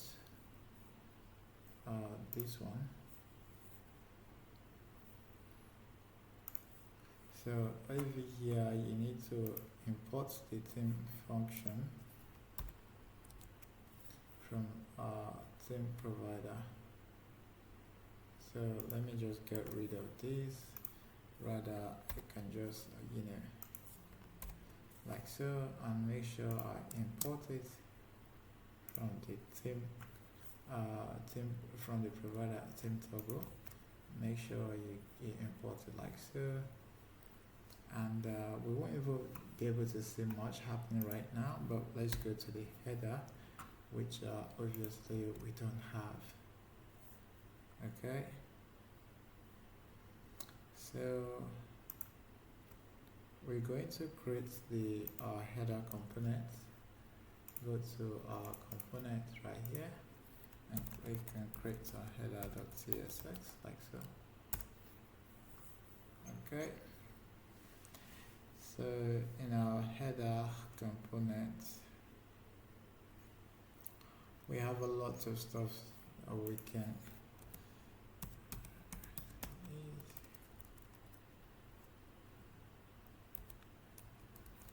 RFCE. Okay, so here we save. So the first thing first we're going to need is our why not just create the whole of let me just import this one first. Okay, so this will go away. Okay, so right here we have header, and also we have got this amazing one. So I do not like it going side by side that way. So okay, good. So we go back to the header. We make sure this is class name flex item center gap x of 4 and justify between, and text should be SM.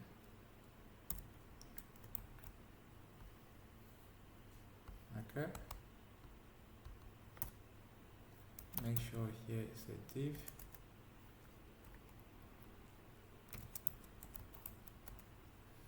And then over here we'll give it flex item to be center, gap x should be 3.5, also extra large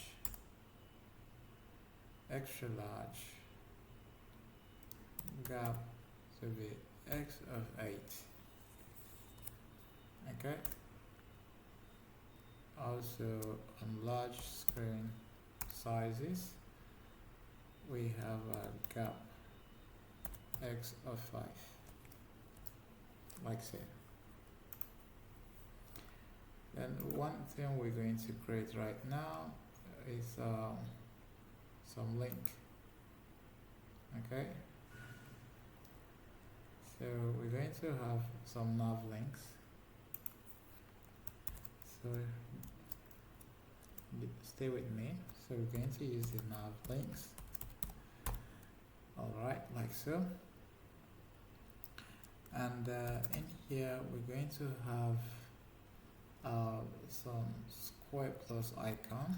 But before we do that, as you can see, if we try to give this some, some other properties or some attributes, I don't know, as you can see, if I do this, it won't even make any sense. Like, it's not suggesting anything for me. Okay, so right now I'm just going to copy this one. Okay, and we make a function nav, let me see, nav link. Okay, nav link, like so. And in this function we are going to accept I hate when this happens. So of course we're going to accept some children as props, but before that, so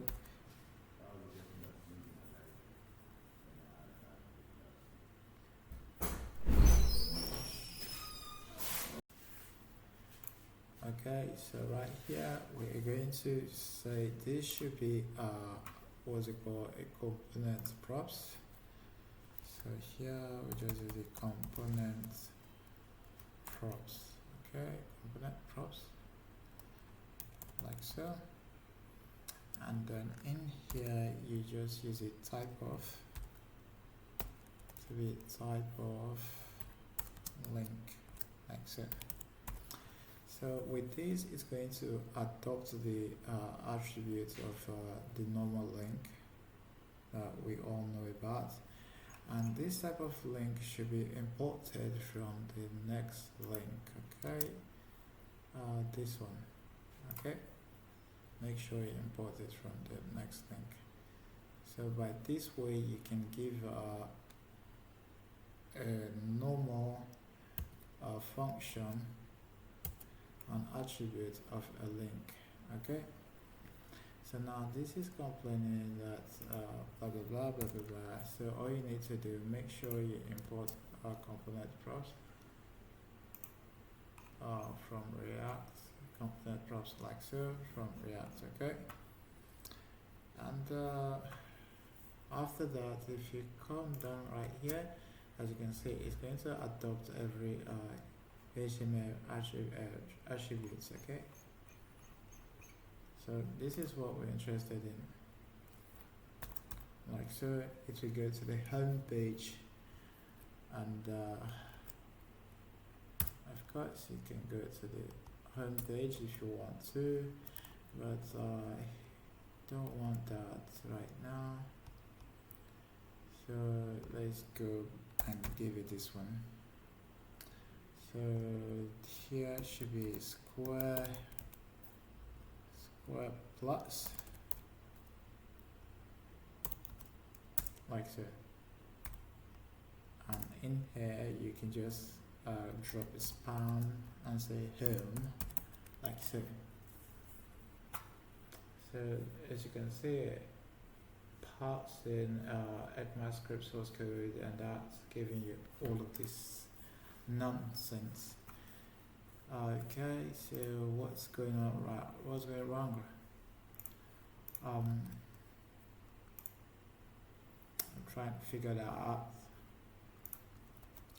So let's draw this props, pass the rest of the props right here. Okay, as you can see, so what's it called at this point right now? So I should have that one gone, and So that should be fine.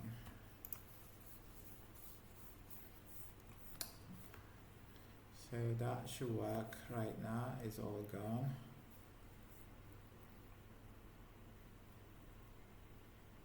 Okay.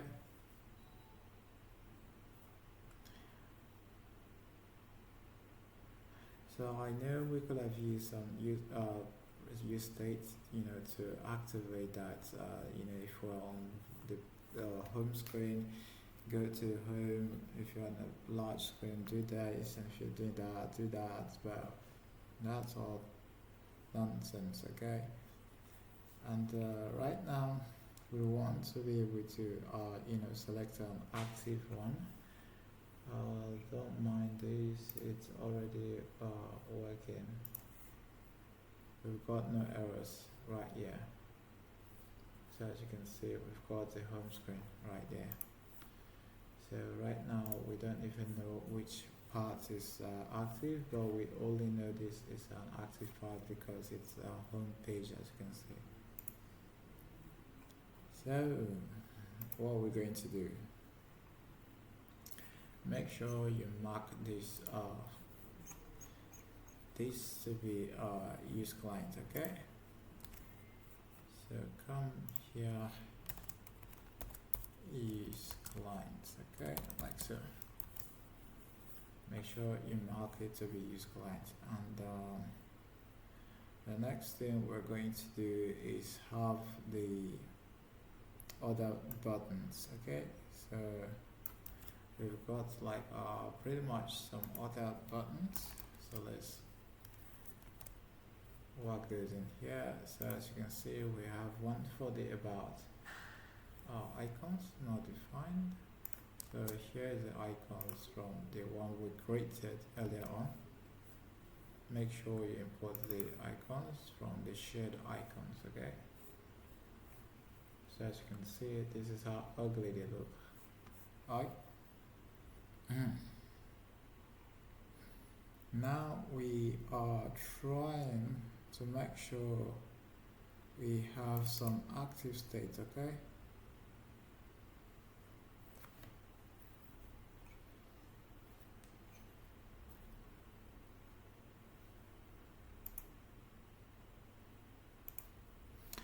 So we're trying to make sure we get some active states, and if we are not active, what should we do next? So here we have the what's it called, the active link, and in here we can do some logic. So he's saying here const active class, and the way we can get any active state is by using const path equals to use path name, like so. Use path name, like so. Okay, so const active equals to the props, this props, the one right here, spreading all the React ref attributes, which you can be like anchor HTML attributes, okay? That's href if it's equals to the path, okay? So if it equals to the path, that means it is active. So right here, if it is active, then this is the styles we want to be applied, else we want these styles to be applied, okay? And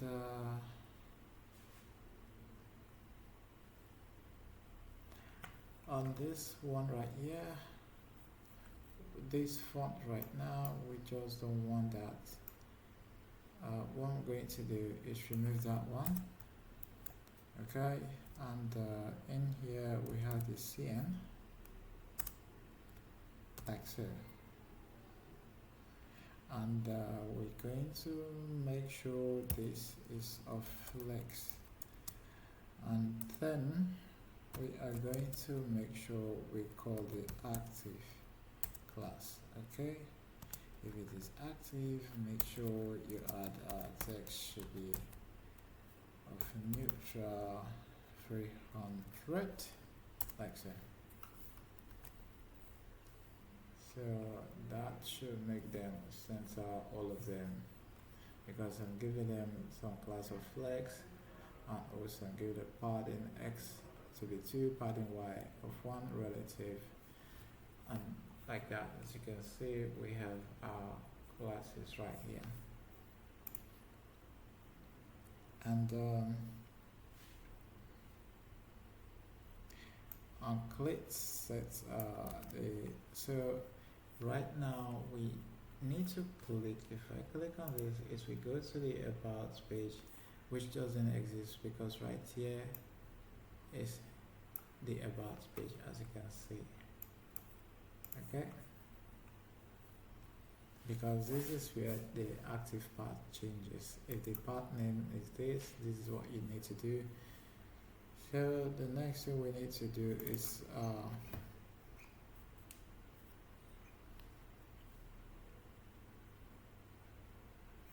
use set click URL. Okay, so right now what we need to do is come here, so I have some click URL, then on click of a link, like so, on click of this, set the URL to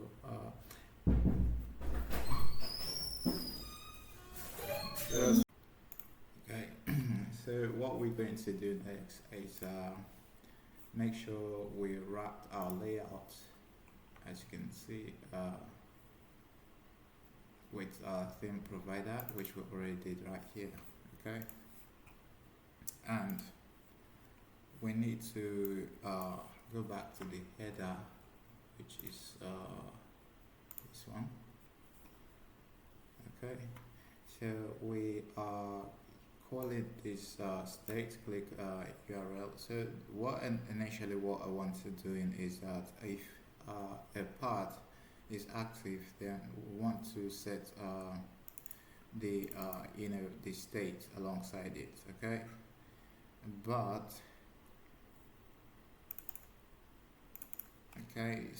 but right now, as you can see, we have the about page, we have the gallery, and all of the rest. Okay, so what we're going to do,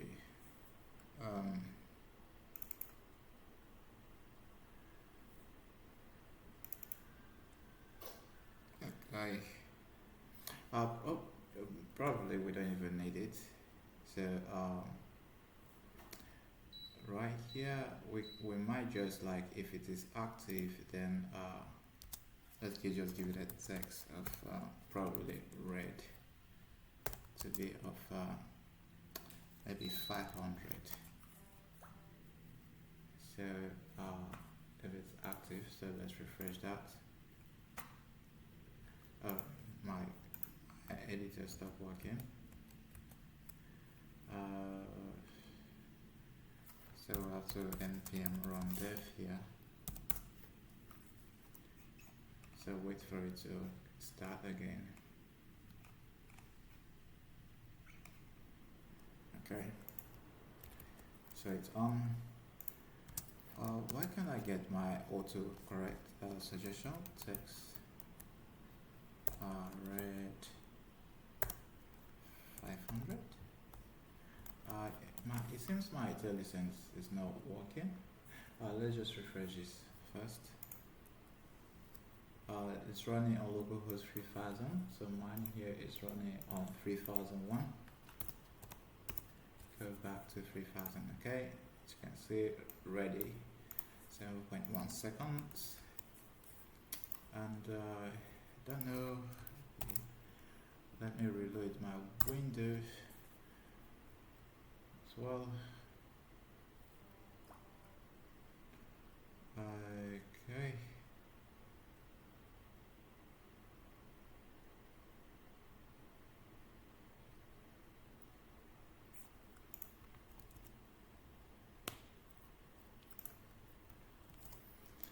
Okay, so as you can see, we have our UI right here. So right here, I'm saying if it's active, give me the text red 500, and here we are passing the props from here to the path. We're passing the path name. If this path name it corresponds to this, the props are href, whatever path we are, that means we are active. So if it corresponds, that will triggers this active, and if it's active, this is what we fire. Okay, and why is this not text 500? Why is my tailwind IntelliSense? Tailwind IntelliSense. Tailwind CSS IntelliSense. I don't know if that is the right package.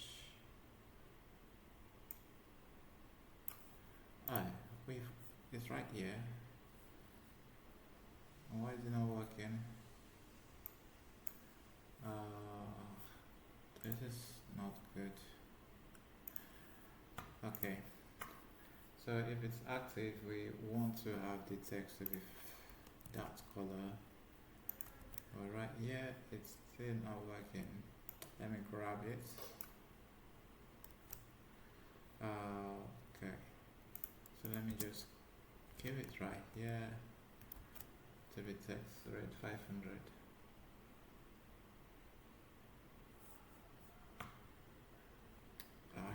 Tailwind. And text neutral 600 actually.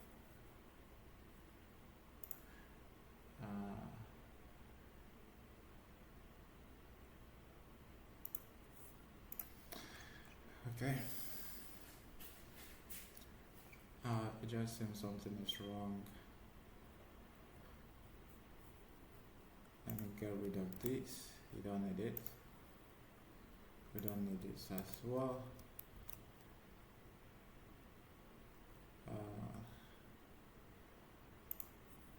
Why is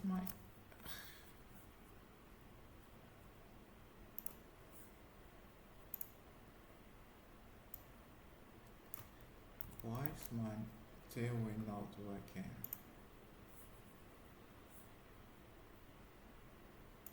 Maybe 900. So it's working. So if it's active, we want to have a text red 500. So this should be like red.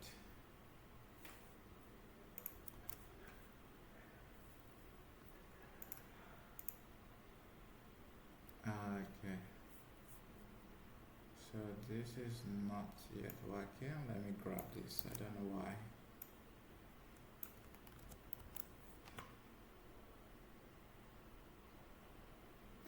Okay, so it's working right there.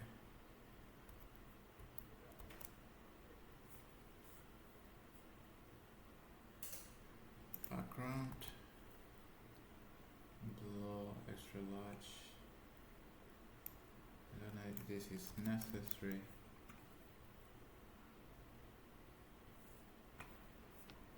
Okay, let's refresh that again.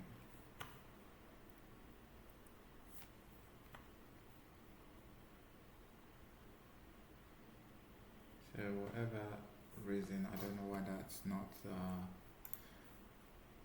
probably I need to change. Let's go back.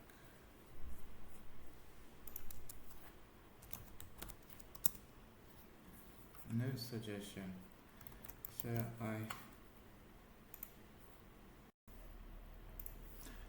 okay, so back to the, let me close this one, back to the header right here. So we're not going to add so we're just basically going to stop I say stop. we're basically going to, so right here we've got the flex React. Okay, so what we need next is on these ones, right? And down here,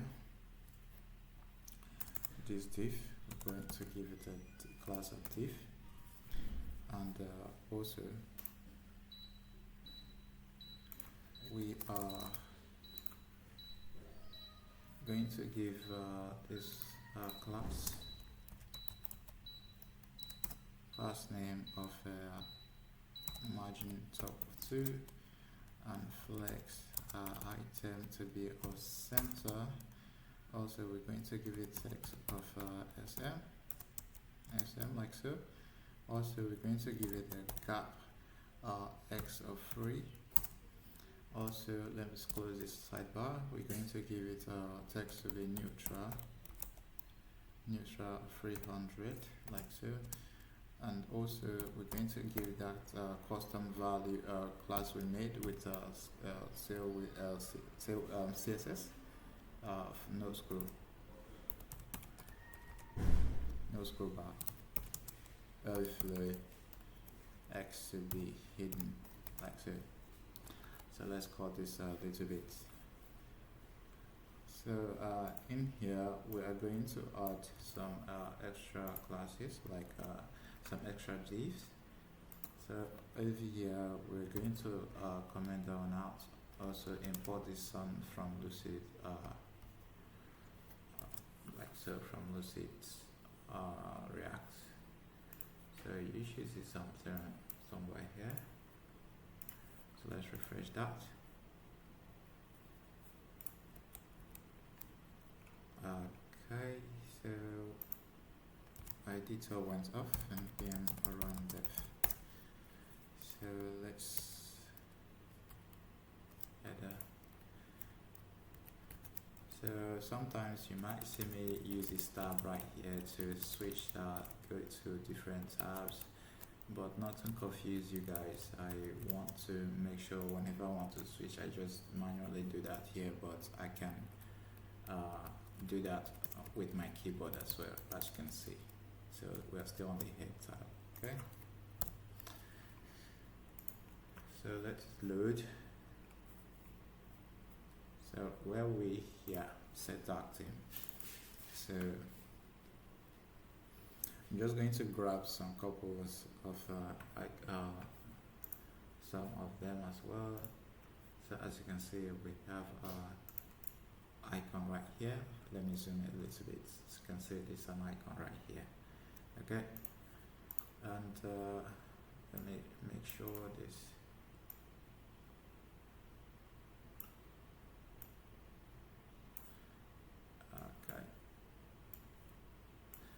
Okay, now let's make sure we have other set of icons.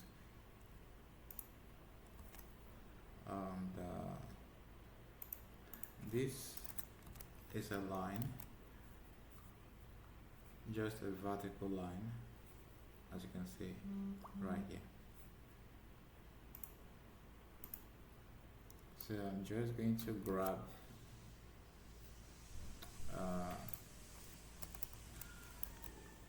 okay, so let's comment this one out. Also let's import the moon from Lucid React, and also we need one of these as well, just the vertical lines. Okay, so as you can see we have we're going to have a vertical line right here as well. What's this function props, which is the plus my comment concept type reactor components. Yeah, so that's no issue. So right here we need to import the what's it called, the theme provider. You know, right here we export this use theme. So right in here we're going to accept the props, okay, from the use theme. So here we're going to use the let's first of all just type the use theme, okay. So use dark mode. So once you click enter, hit enter, it's going to accept import it automatically for you. So here we just want to destructure the few things we're going to need. Set const, it's coming from the use theme like so. So set dark mode, this one, as you can see, it's having this F, so as a function set dark mode, okay. So in here, this is what the function we're going to call right down here. So here we're saying this set dark mode, and make sure you know the dark mode is a function that set the state action and give it a boolean, which is either going to be true or false. So down here, as you can see, we're having this dark mode right here, which is type function, which is checking our window. If the window is not undefined, then it's going to return get the value of which is stored in the local storage. At this point it is called dark, and else if it doesn't find it, it's going to return false. Then by default it's going to return the light like so, okay. So that is so right here if we click on this, it's going to set the dark mode to be true, to be false. Right here, if we click on it, it's going to set it to true. So it's going to toggle in between, okay. So let's refresh.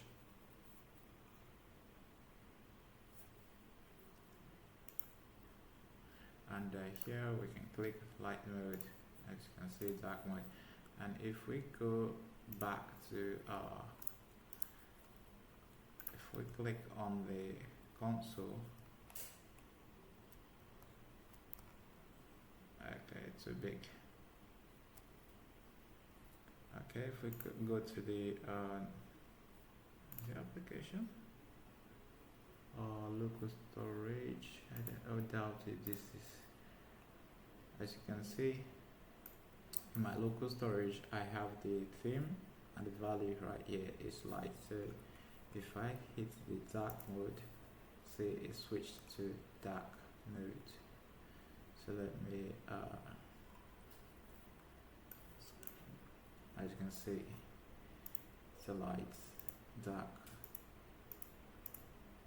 okay. So that is what it's happening.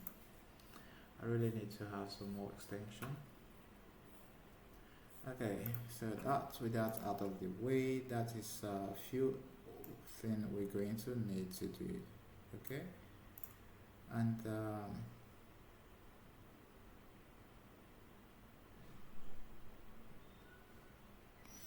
so right now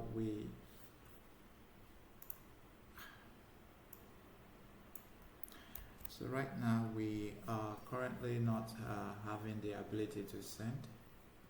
If we come down here,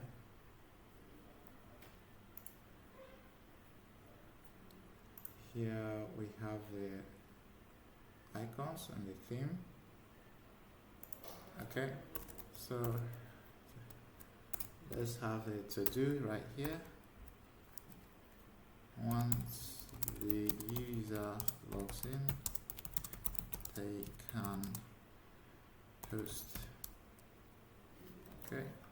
So here it's a to do for that. Once the user logs in, they can post whatever they need to. But for now, let's just render something, a link, which so let's import this. Is an icon, so make sure you import this from the Lucid React, okay. So once the user logs in, they can post, but for now we are enabling this. As you can see, we have this icon right here, so anyone can post right now, which is not what we want. Okay, so what we want to do next is set up our next auth, just so we can handle some piece of authentication. Auth.js, like so. So make sure you go to Auth.js. If you haven't, go to Auth.js, this one, and click on the Get Started.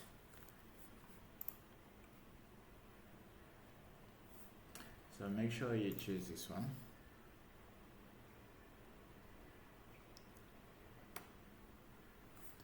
Okay, and make sure you install this package. So I already have it installed. If you come to my package.json, I already have next auth there. As you can see, I'm using the current version right now, as you can see. And also make sure you run this auth secret, copy this, and run it in your terminal. If this one is still running, make sure you cancel it, or make sure you run it on an open terminal.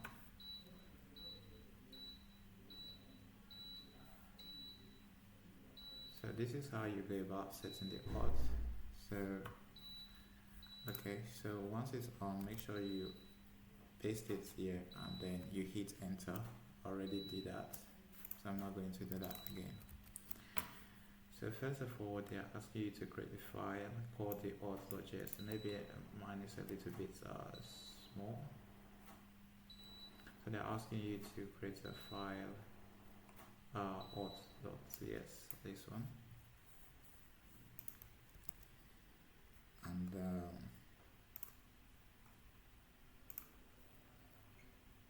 so make sure you create the auth.cs file within this folder. Let me just close all of this. Make sure you create the auth.cs within this app under this directory. So you say auth.cs,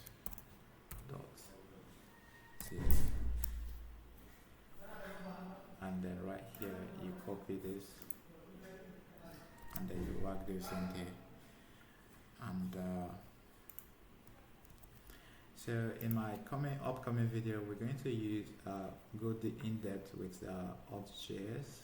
You know, I'm going to do some amazing project with it, so stay tuned for that one. So here we are exporting the handlers, sign in, sign out, and the auth. And we're going to have a provider, maybe Google or maybe GitHub. Okay, so just save that.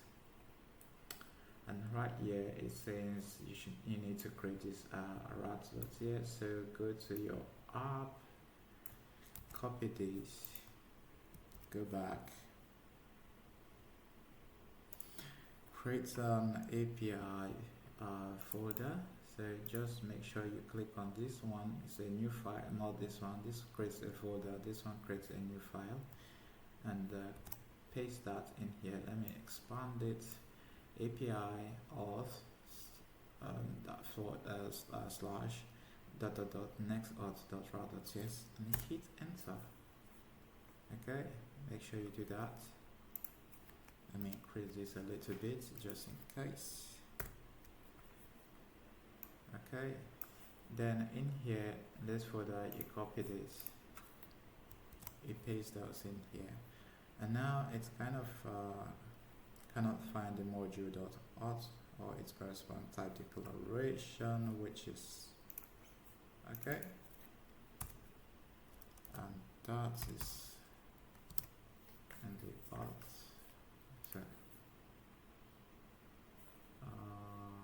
auth.ts right here, auth, so blog up, and that's up like so. So make sure you do this, okay?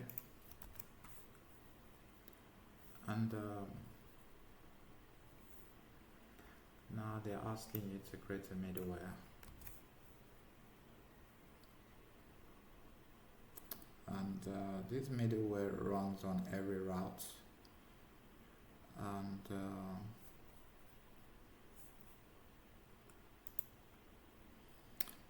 so make sure you create the middleware in here under this app that says, okay? And you can just copy this. So here we're using the app, the API dot this. So make sure you import it like so. Okay. Now it says set up authentication method with that. The basic setup is complete. Next, you will set out the fair authentication method and fill out the provider array. So the provider array is this one right here. So it's asking for the authentication method. Okay. So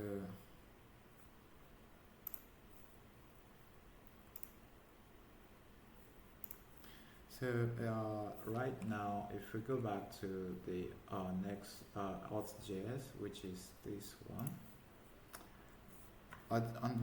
it's asking for a provider.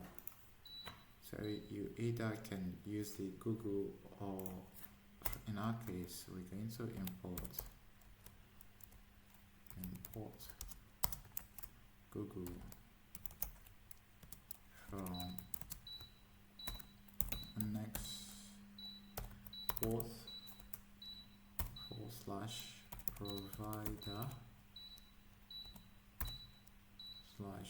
then here we've got Google, and then you might want to take this one and whack this in here, this one, and put it in here. Okay, so for you to get your Google set up your Google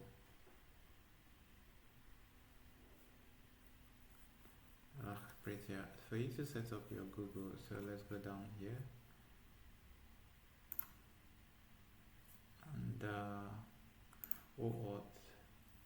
Now you have got the Google and also GitHub, and you can either choose one of these. So if you are new to GitHub, so we can do the go to GitHub.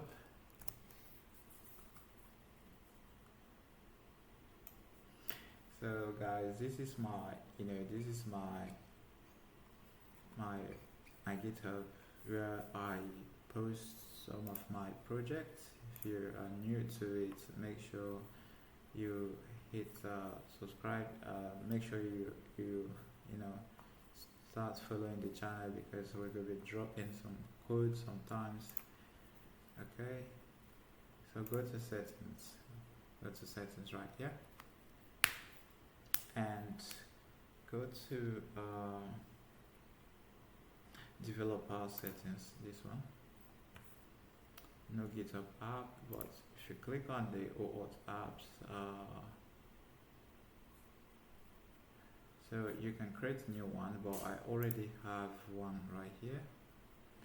As you can see, I already have one, so make sure you create a new one if you haven't.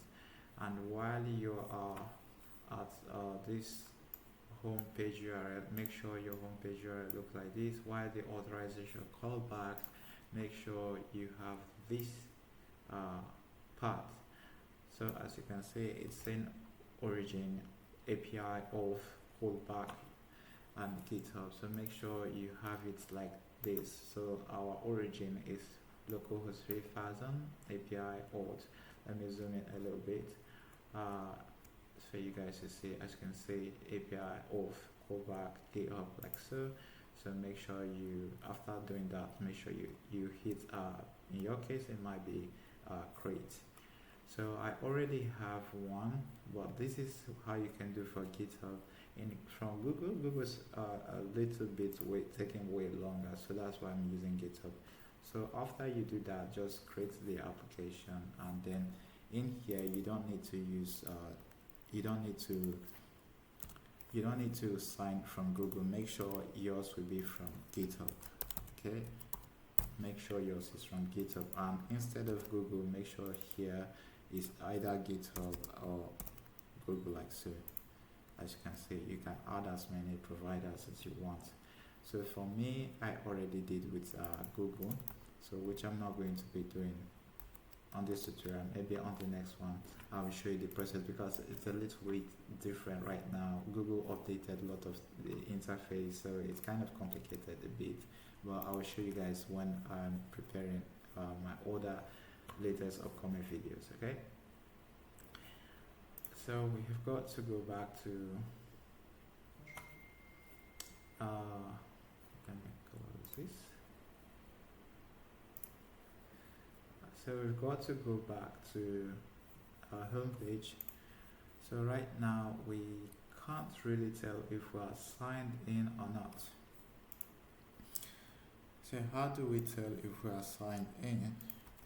Remember, this is the header should be what's it called?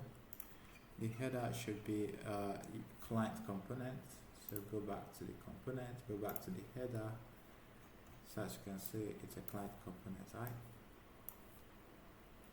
So how do we, use the alt method in the use client? Okay. So first of all, we're going to grab. Let me separate this. We're going to grab the session. This is when, if you want to use the auth in the client component, to use the use session, like so. And if this is not a client component, so that means you need to use the auth, like so, from next auth, like so. So you need to use it, import it from the auth. But we will do that in other components. But for now, this is just what's it called? This is just for the client side. Okay. So before this will work, go back to the client component and make sure right inside this client component you have the session provider imported from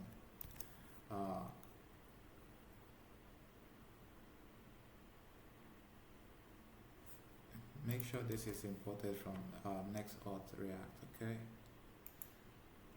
so right here, let me get rid of this. So make sure the session provider is imported from NextAuth React. Okay, so here, this one, we are going to wrap this within our session provider, like so. So make sure it is imported this way. Okay, so you wrap it around. This is more like a use context and under the hood. Okay, so as you can see, so what we need to do next, go back to the header, this header, make sure come back here, and you can conditionally render this one. Okay, just like I told you guys. So here is it. Once there's a session, then we do something different. Okay, and what are we going to do once there's a user? Well, first of all, let's try to get the user. Okay, so right here we say we're getting the data from the use session, this one, and right here we're going to grab that data to conditionally render something. Okay, so once there is a user, right here. So once it's a data dot user, if there is a data dot user, then we want to render something. And what is it we want to render? We want to render this guy right here, this one, because we don't want outside users to be able to post. Okay, now it's gone. It's gone. We don't even know where it went to because we haven't registered. We can't even sign out. We can't do none of that. So how do we do the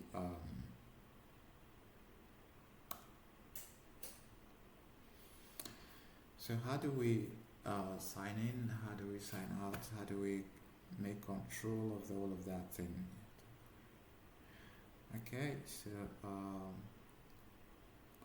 what we're going to do is simple. We're going to conditionally render something right here. So let me just close this one a little bit, so don't be confused. Okay, so here I'm saying div. Let me just import the next image from next image, this one. So right here we having a div given a flex item center gap of 2, and if there's a user, then we want to have this button to be signed out, and right on the sign out we're going to have this sign out, and this sign out is coming from our next auth right here, as you can see. Okay, and also if there's a user, show me the user.image, just so we can know we're having a user, and make sure it is marked as string. Or if you don't want to do this, you can you can do this as well, and that will work. Okay, so here we just want to import the scan face from Lucid React, also toggle open. This one will create soon, and the user round, let me import this from Lucid React. Okay, user round from Lucid React, like so. Alright, so you can save that, and then you're going to see something different. Okay, or probably if we haven't logged in, actually, as you can see. So we are having login and register.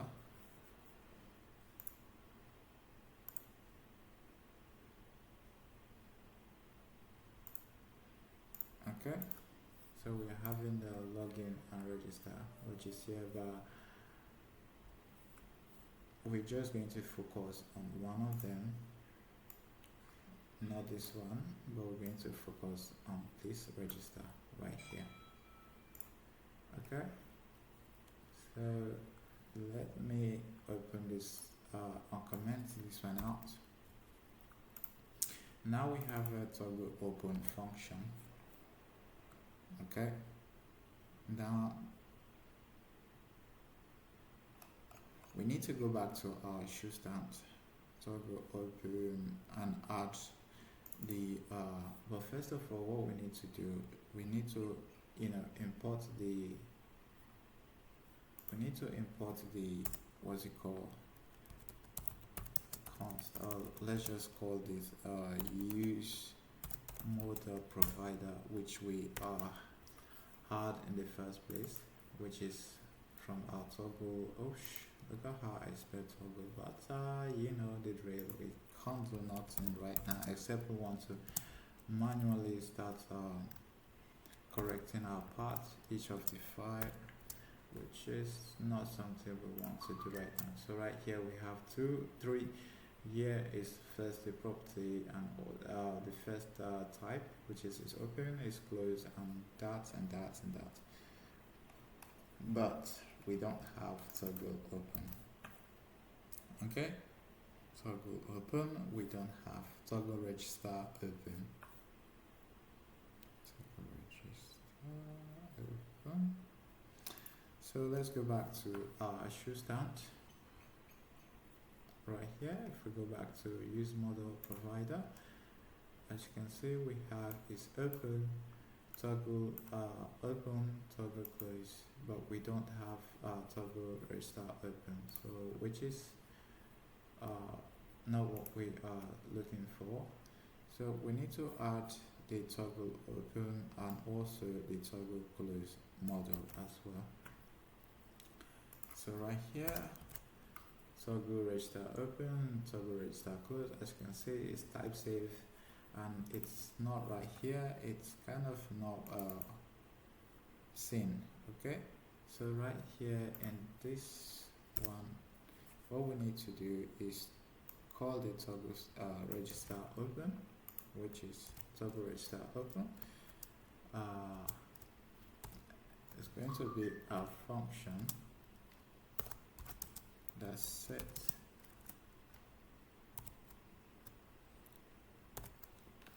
not that.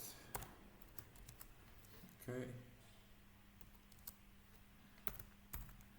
and we're going to set the what's it called, we're going to set the, wait a minute, set the, so first of all we need to give this a boolean of is register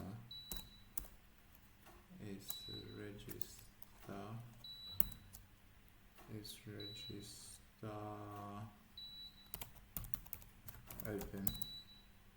So yeah, this is a state for registration model. Okay, let's just keep it that way. It's logged in, we're not going to need that. So this is what is going to set to either true or false. So right here is going to say it's register model by default is going to be false. Okay, it's register open. Okay, so right here we're going to ask if it's register it's going to toggle it if it is register open. So we're going to make sure this is true. Okay, and why is it complaining?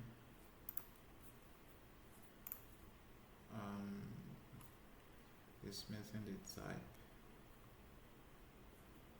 Toggle close is missing in type. It's open, toggle register close, toggle register close, toggle register close, toggle register close. This one. Okay, toggle register close. Okay, this is a function as well. So we are having the toggle register open. Also we are, let me duplicate it, toggle register close. So this will set it back to false. Okay, so when we set it open, we will call the register open, which is a type of boolean, and here is register open, it's false by default. So when we click on this, it will set the register open to be true. If we click on it, set the register to close. So we go back to our header. In here we can see toggle register open, toggle register close, and in our case right here it's crying for toggle register open.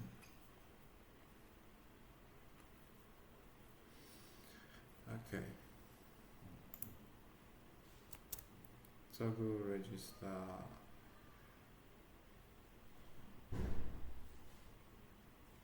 open, like so. So even if we click on it, there isn't much way that will happen. Nothing will happen because we are not calling a model. As you can see, there's nothing happening even if I click on it. So what is it that needs to be done? Well, first of all, we need to call a model that we make sure toggle register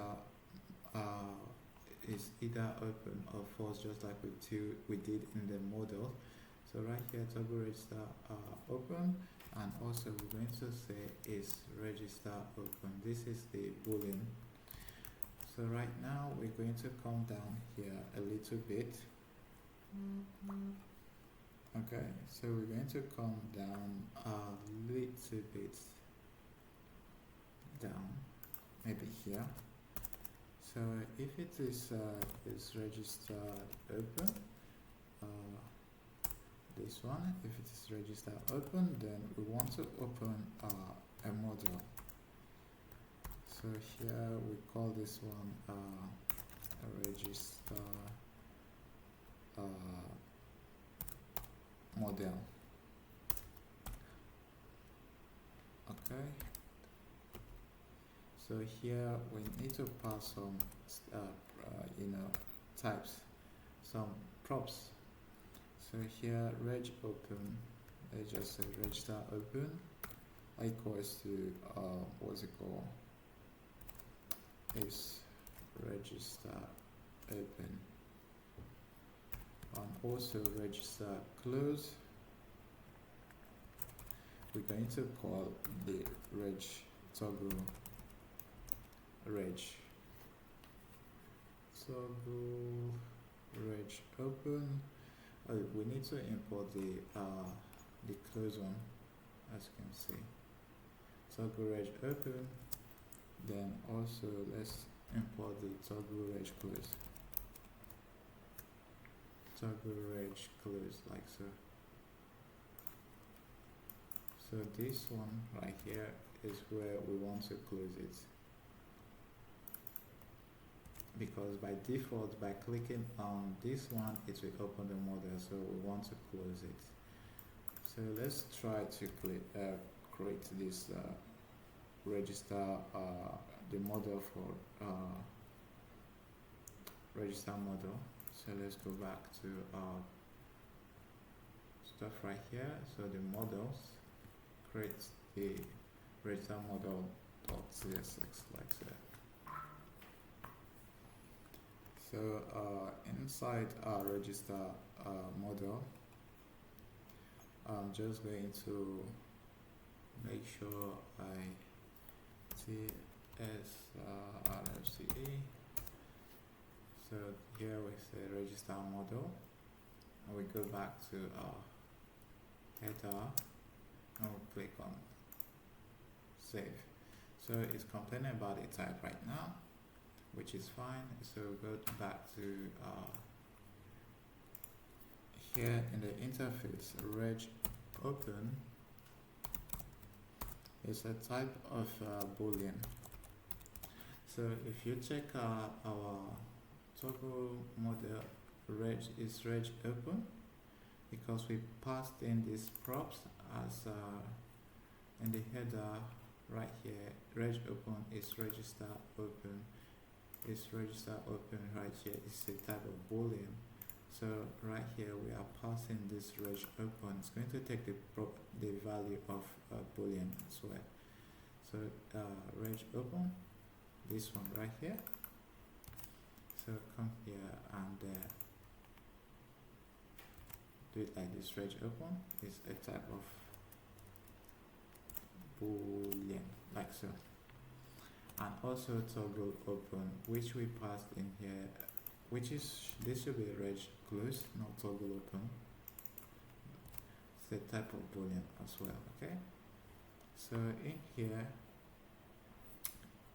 first thing first, we are passing it right here, reg open, also as reg close, reg open and reg close. So let's close that model, this sidebar. Also, if we are not open, if reg, okay, let's see what this looks like. Frankly, so on click of a button, it's going to call the reg close. So let's see what that looks like. Let's go back here and save as well. So let's see if we click on it, what's going to happen. I just went with the flow but let's see what happened. Oh, there you go. You see, we forgot to the, as you can see, has a close. But this is an ugly piece of one that we don't want to actually. I just went with the flow just to see what it will suggest, but pretty came a little bit, good. As you can see, if you are looking for something faster, as you can see, it's doing the job already. But this is not what we wanted actually. So let me grab my own version and use it. So right here, I'll explain. Here's an X icon. Also, sign in. We important make sure the sign in is coming from. Make sure the sign in is coming from Next.Auth React. Okay. And what else is it complaining about? These icons. Remember these icons I told you about, the Googles and the GitHub? Well, you're going to be needing right now. So, first thing first.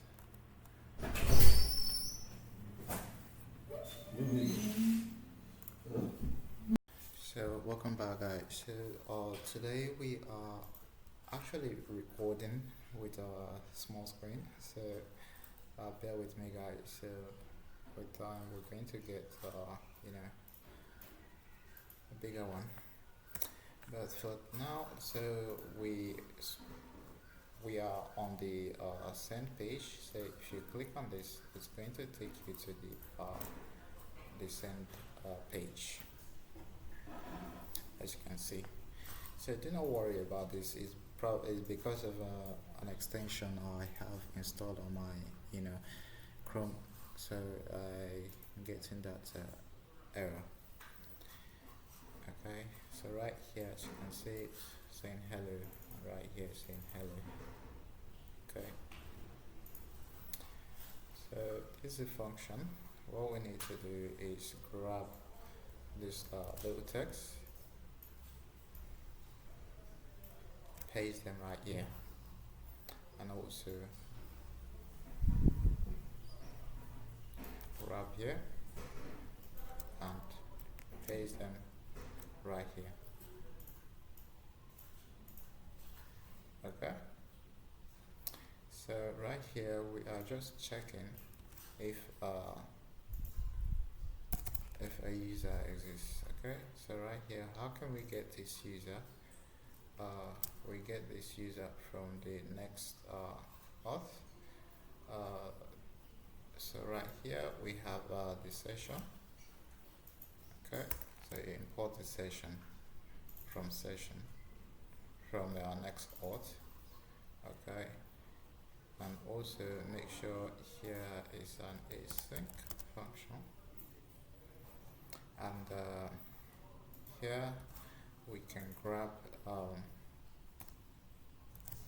the user from auth, and guessed it, the auth is from here, from the provider. We export the auth, and in here we're importing it as session, and session have all the details of the logged in user. Okay, and so right here we have a user. So right, we're checking if there's a user. So right here it should go to the form post should be available, else please log in to do your thing. Right here it's saying form post not defined. So come here to the component, and we are to create the form post. As you can see, we're importing the form post from component form data. I don't know why I named it that way. So right here, form data.css, like so. Alright, so we need to go into the folder. So first thing first, we need to get some tags because we don't want these users to have their own tags. We don't want them to be able to create their own tags. So by default, we're going to use our own tags, right? So here we have our tags right here. As you can see, HTML, CSS, and all of that. Okay. And right here, we're going to have some pretty nice state. And make sure whenever you are using a state like so, make sure you mark it to be use client. Okay.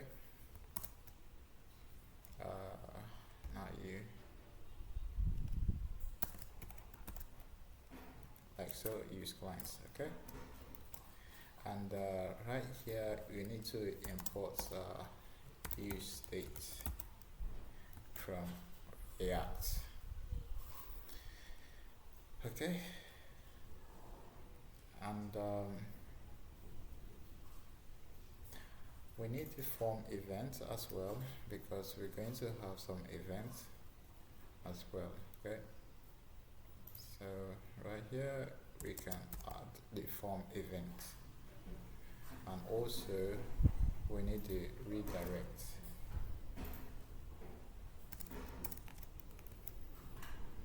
From next navigation like so. So let's go back to the down post right here. Let's give it space Y or 4.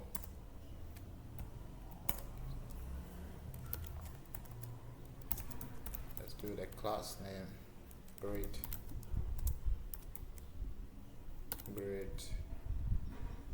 calls of 1, medium devices grid calls 2, and let's give it a gap of 4. Then here we're going to have a div. Okay. So in here we're going to have a label like so, and we need to give it a name, website URL like so. So let's go back to here and import it so we can see something. Here we call it from data. Oh my gosh. So go back to the rename it. It should be form post.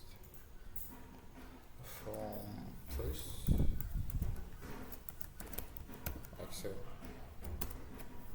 So make sure you rename it to form post. Form post like so. Form post.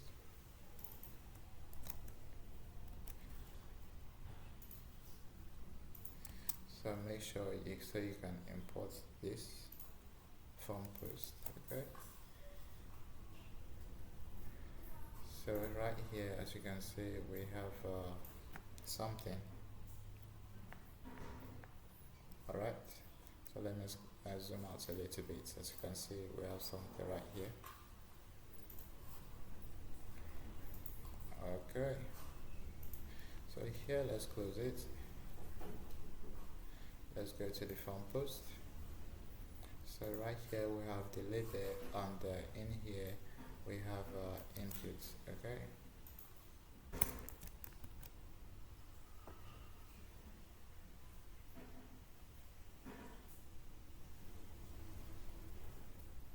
And here we have an input, and we give it an ID of URL, and here this label should have a URL attached to it. Okay, like so. So make sure you have this HTML4 URL, ID URL, name URL. Okay, because we're going to need it. So if I click on it, it's going to automatically focus the inputs right here. So I can, if I remove this outline to be none, like so, and I refresh it, so So if I come here and click the label, it's going to have the actual focus on the input. Okay, now the next thing we need to do is have a couple of more. As you can see, we have one here, we've got another here, and this one is pretty much different. It's going to be a drop down, so I'll show you guys. So here we have a div. Right here we've got the space y of 2, so there can be space on between this element and this one. So right here we're going to have select, and the type should be of ID to be of type, as you can see, and the value should be of type. And mind you, we have a state for it, type, and by default it's responsive.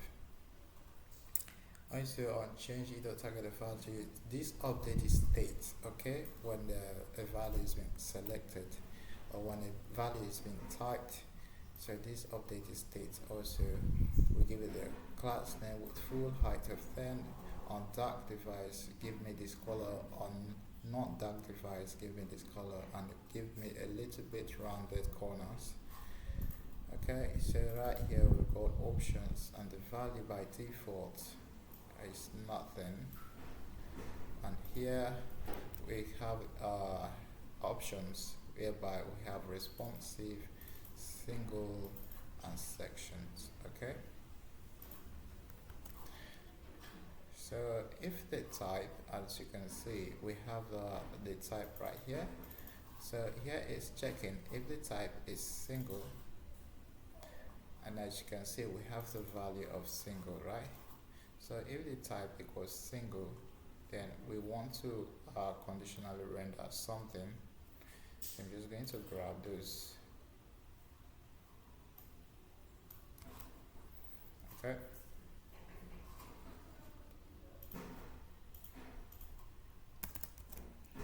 so if the type is single, render this. Okay, so right here is having a type of grid. Also grid calls of 1, MD grid calls of 2, and gap of 4. Okay, and here space y of 2. This is just like as you can see. So if I select review single, yeah, if I select single, then it's going to drop this 2 inputs, this one and this one. Okay, where I can select the height of the of the screenshots. Okay, that's for the types. Then we've got I just don't want to, you can pause the video and type all of this, okay? But for now I'm just trying to make sure I upload this video on time. So it's been long, I did upload the video. So here we give it a div, give it a class name of flex, give it item center, space y of 2, and here is an input, and here the ID is of full page. And mind you, right here we've got the responsive, we've got screenshots, and here we've got the page section. So these are different type actually. So if you want the page, the screenshot to be that should take the full whole width of the browser, it should screenshot the whole website, then you need to take this, and it actually works. Okay, it will take the screenshot of the whole website, but it's going to take some time because it's doing its thing depending on how long and how high the website is. So right here on change, here we're going to pass in a function that takes in the check as parameter, and also it's going to be acting as a change event of the input element. So it's more like you doing the e.target.check. Here it's e.target.check. So right here you say e.target.check. So if it is checked, it's going to be true. If it's not checked, it's going to be false. Okay, so and right now we have the input.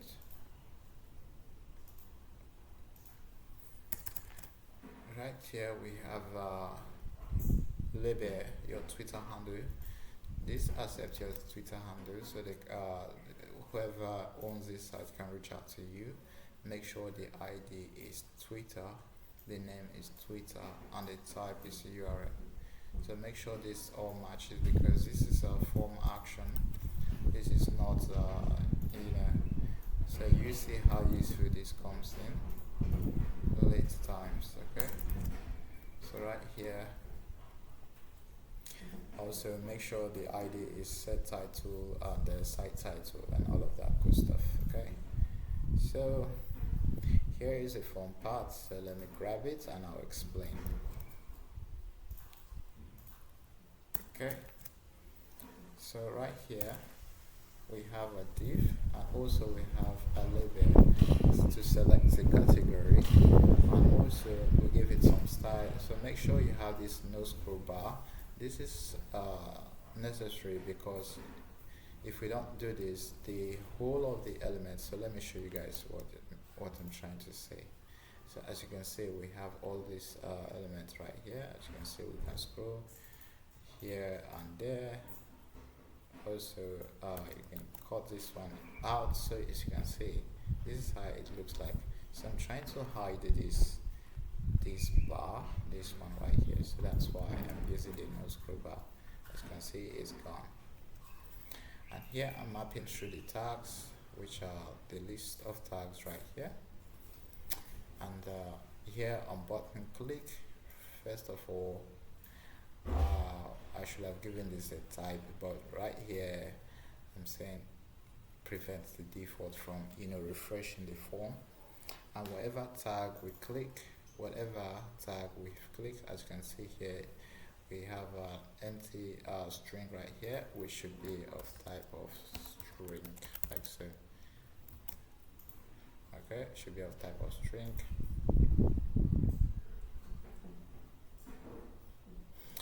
So down here we set the tag to be of type string, then set selected tag. This one is responsible for accepting what tag is being clicked as well. So this one, we're storing the states right here. So here we're using this one to compare. Okay. So if we click on a tag, we're going to store the value right here. Also, we're going to store the value. So if this tag is the same thing as the selected one, then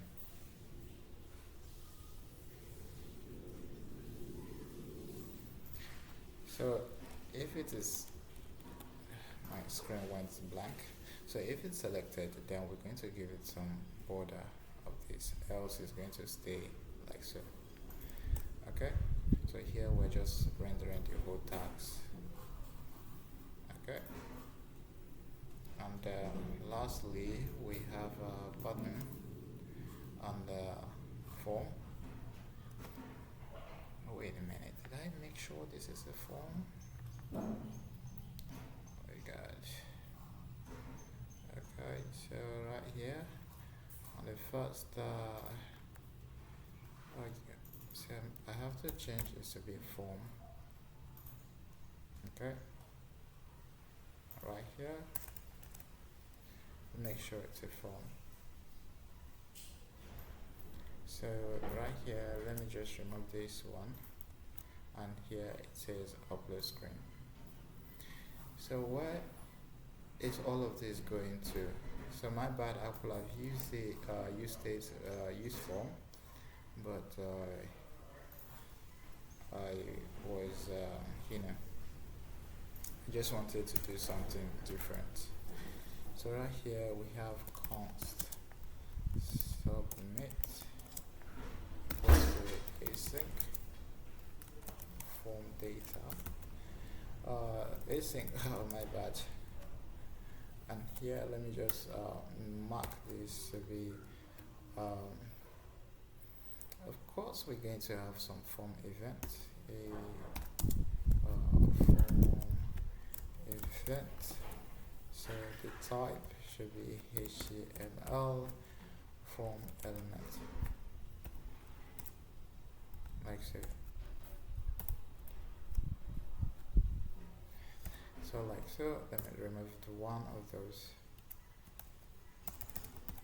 Okay. So this should have some sort of preventing either prevent default.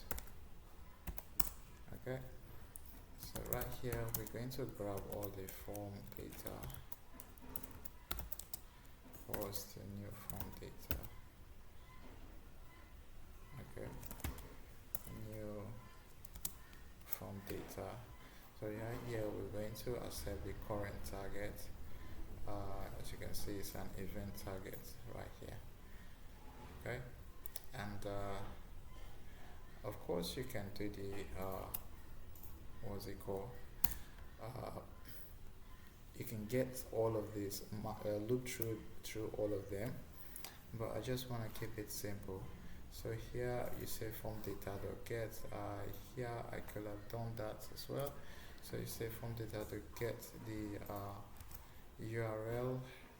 Did we get the URL? No, the URL is actually as you can see. So right here I could have done that. So the description. Okay, form data.get the description.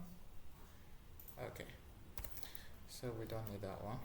So all we need to do is grab this one, all of it. So here we have the response. Also here we have the await. So here we're fetching, sending a request to the API to an endpoint named screenshot, and the method is post, and also the body is JSON.stringify. Basically we want to send all of these in strings. Okay. So right here we are just checking if the response is okay. Alright, so if all the response is okay, then redirect us back to the home page. If it is not, just fail to capture screenshots. Okay, so let's go back to our component, or back to our API, and let's create what's it called, an endpoint. Okay,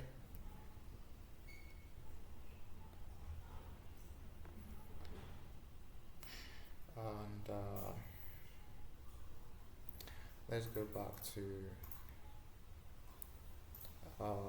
API right here, and let's create the what's it called, right here it says screenshot, right? Okay, so here we're going to create API, create the screenshot like so, and in here make sure you create this route.cs like so. Make sure the name spelling is route. Okay, so in here we're going to have a lot of things to handle. So first thing first, I'm going to remove this one because we don't need it. So the first thing we need to do is make sure you have your types. So here we are importing type next request and next response from next server. Also Puppeteer from Puppeteer. Also we have the put from Vercel blob. Make sure you have the Vercel blob installed. If you haven't done that, make sure you go to vercel.com and make sure you go to your storage like so. Okay, so make sure you go to your Vercel storage, and you see you're going to create a database. Make sure you create this one, create for blob, and I already did, so I don't need to, so make sure you create, and they're going to give you some random string and keys and values and all of that. So what you need to do is come to your env file, right? Come to your env file and make sure you paste as you can see, make sure you paste those blob, all of these, all of that, right, in this folder. Make sure you paste those in here, okay? And yeah, that's pretty it. So let me close this one off. So I don't want to show you guys mine because it's something I will delete pretty soon. So here it's complaining Prisma is clear but its value is never read. Of course its value is never read. And so what we need to do is first of all grab the cache and work this revalidate part. We don't need that as well. So here we're going to type in the export async function like so, and we're going to make sure this is a type of post. I mean, you can do what's it called, for request to be of type next response. Of course you can do next response, yes. Request next request my bad, next request, not next request, like so. So you can do this, okay? So what you need to do first, you need to grab all of this from your front end. I mean, all of what you all of this, you need to grab all of them. The URL, the type, as you can see, the URL, the type, the tag, and all of that, okay? So you get them from, let me zoom in a little bit. So you get them from the next await request.json, okay? I don't know if you guys can see it like that, but for now, I need to zoom back in. Here I was just log the whole thing. So here we got the try catch. Also here we need to const browser equals await puppeteer dot launch, like so. And also here you need to say the headless to be of type of shell, like so, okay? Make sure you save that. Also here you did a try again. So here I don't know why this browser, as you can see, is trying to read everything for me. I'm not going to revive code. No, I'm not going to revive code. Thank you. Okay, so we need to use the try here. Wait a minute. Did I? Okay. Okay. So here we have a try here. And right here we've got the page to be await browser, this one instantiated with a new page, okay? And here we set the user agent, like so. Await page that set user agent, and here we are using the Mozilla and given 5.0 and the Windows. You just need to have all of this. Okay, I believe did I say finally? Like so.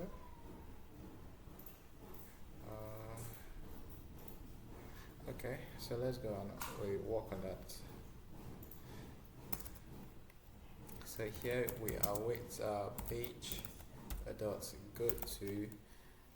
This go to refers to the URL that was being passed. You know, the one we passed in from here. Yeah. Okay. So we go to the URL. Also, wait until network I do, and the timeout should be not zero. It should be like 3000, which is 3 seconds. This one with I do 2, like so.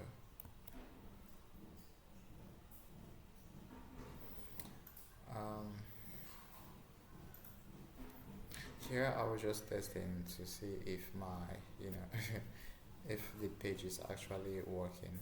If So right here we're going to have a screenshot of an array. Okay. Okay. So here and here. So right here we are checking, and from the front end we passed in type. As you can see here we have responsive. So whatever type we send from the front end, it's going to come, we're going to accept it right here. So what this check is doing, so let me just grab them because it's just too kind of long. So what is doing, so I explain. Okay, let's go back. So right here is checking for the type. If the type is responsive, that is a mobile view, then our page just set viewport width to a very small screen size, which is of 375 and height of 912. And mobile screenshot is going to be the page.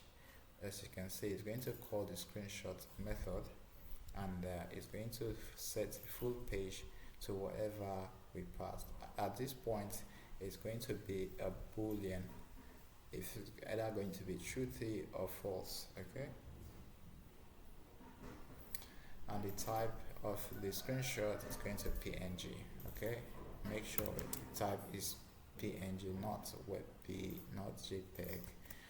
So it comes to mobile.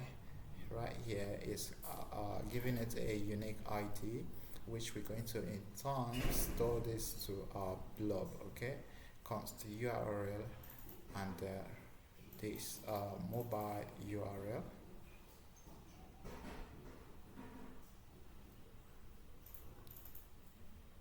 So we are just renaming this URL to be mobile URL, and then we're calling the Vercel storage, which is put. Right, we want to upload this to our Vercel in this folder, screenshots mobile, then the mobile ID. This is just for a unique number .png. Okay, and here we call the buffer from, because I think Vercel storage, which is the blob, accepts some kind of chunks. Okay, so we must turn it to some sort of you see, as you can see, it's a unit 8 array buffer, like this refer them to be some little chunks, so Vercel can store those in its folder. So here we're giving the access to be public.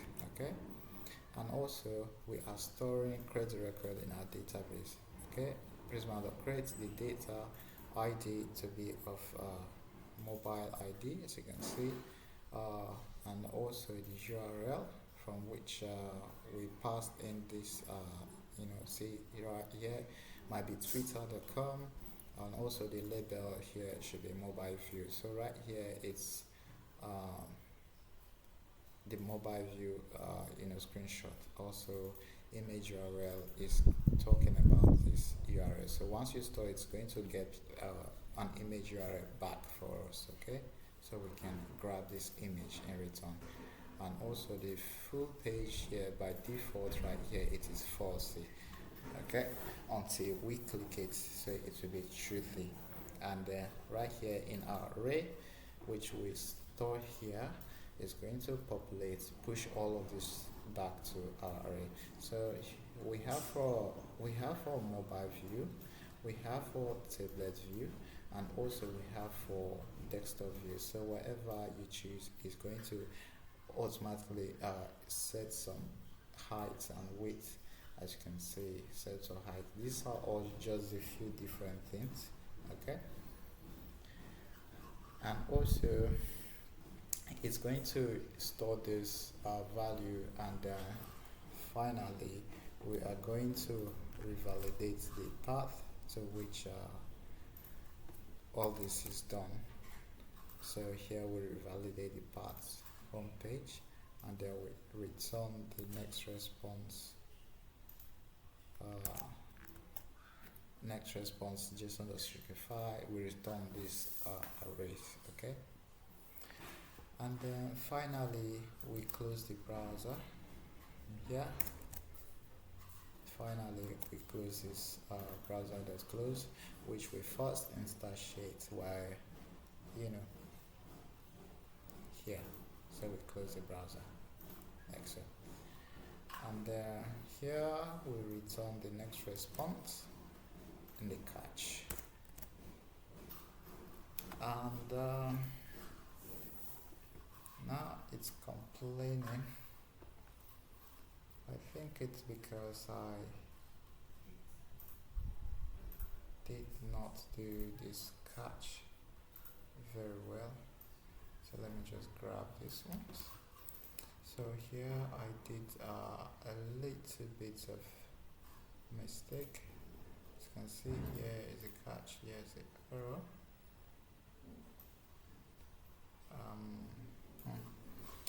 Okay, let's figure this out.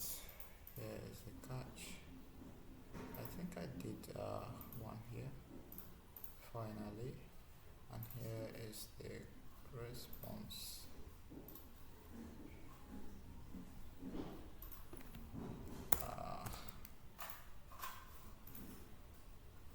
And right here is complaining about this Prisma. So what we need to do is come here to the Prisma and hit. So it kind of seems like we have not yet, worked with Prisma. So once you, so let's talk about Prisma. So you need to go to Prisma and the IO, and make sure you install the whole Prisma stuff, and then once you are done, make sure, let's see if we've got, so here is our Prisma screen. I already showed you guys this model before, so make sure you have all of this. So once you're done with this, so npx Prisma db push, like so, okay? So you should make this push, so it will go to, make sure if you have what's it called, go to your NeonDB, okay, like I did show you guys before, and make sure you create as you can see, I'm having this test. If you have not, you can, if you have none, you can create one for yourself, okay? You can create a new project right here, click on it, give it a name, choose whatever you like, and then you're good to go, okay? So I'm just going to cancel because I already have one right here, and make sure you hit on this connect if you already have one. Make sure you copy this and copy this URL, copy this snippet, okay, and go back to your your engine, your env file, and make sure you paste it under the database URL like so, okay. And let's close this one. So with that, you're done with this one. So all you need to do, let me close this one, go back here. All you need to do is run npx prisma db push. Okay, and if you already have something there and you made a change, like you made a change in here to write something else, just write dot dot dot force reset like so, and it will reset everything. Okay, but I'm not going to do that because I already have it up and running. Okay, so let's go back to, so what's the complaining is the prisma. Alright, so right here I'm trying to import the prisma client from my lib folder. So let me go to my lib, let me hit the folder, say prisma client .ts. Okay, so here we're just going to import all of this. Okay, so here we're importing Prisma client from Prisma and global. For Prisma equals to global as unknown as Prisma client. So you just need to import this, okay, and go back to your, go back to your and try to import this. Okay, make sure you import it from lib Prisma client. Okay, so all those errors are gone, and the only thing that's left here is showing this error. It's showing this error. So here it's complaining about the auth. So let me just comment that one out. It was because I wanted using the user who posted this, but I just didn't want to do that anymore. Okay, so what do we need to do? Catch.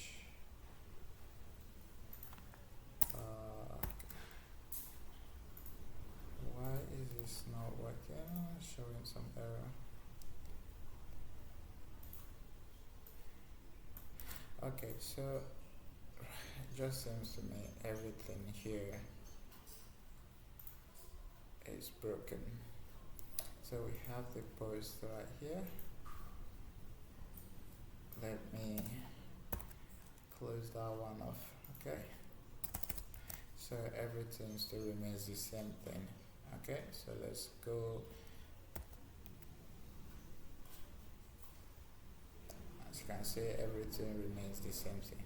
Okay, so here I wanted getting the user ID, that's why I was using the next auth before, but it's of no use anymore.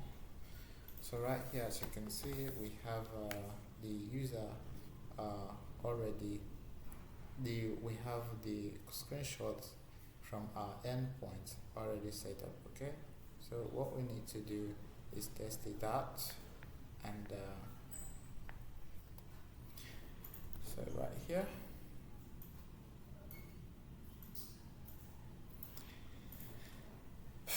okay, so here we need to go to our, let me go back to my NumDB.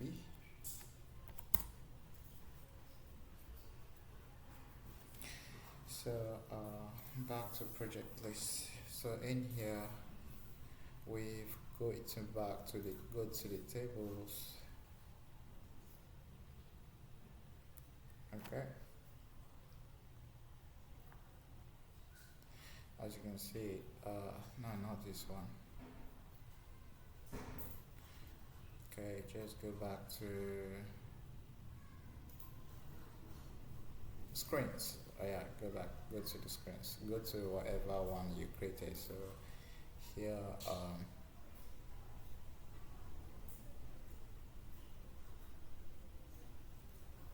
so as you can see, I have three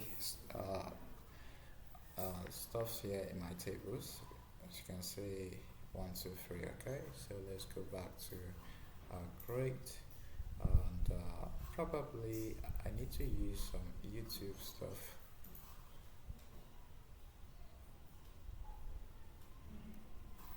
So let me grab youtube.com.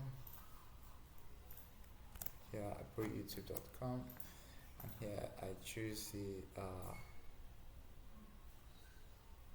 what?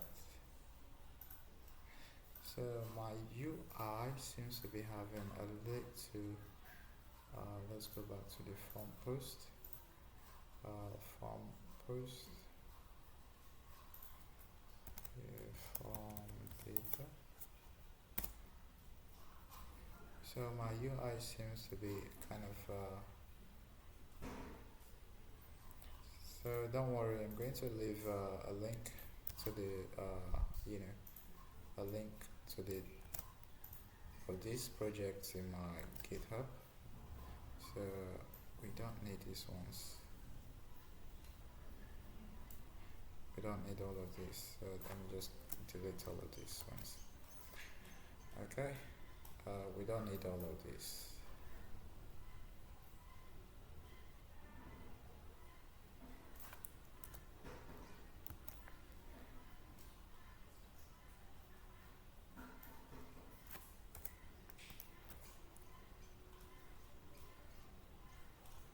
So this is what let me go back to our page.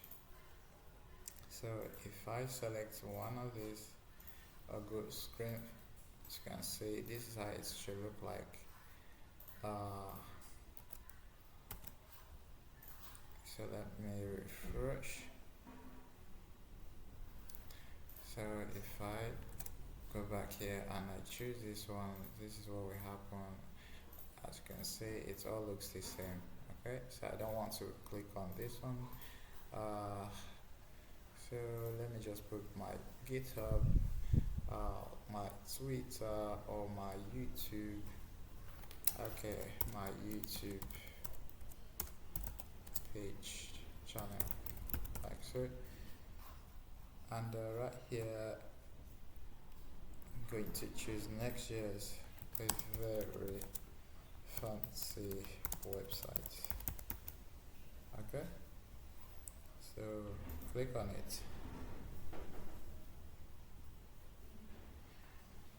So we wait for it. My bad, I didn't add the loading screen.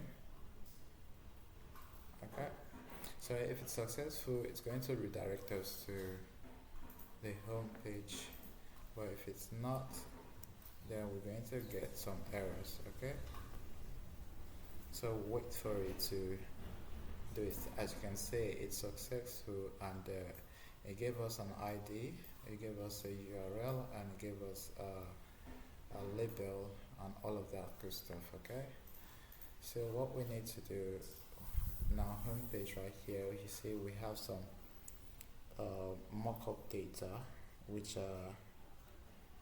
we already have. So let's go back to the home page, and here is the home page. Okay, so right here we have some mock-up data which we are rendering here, and we have to go to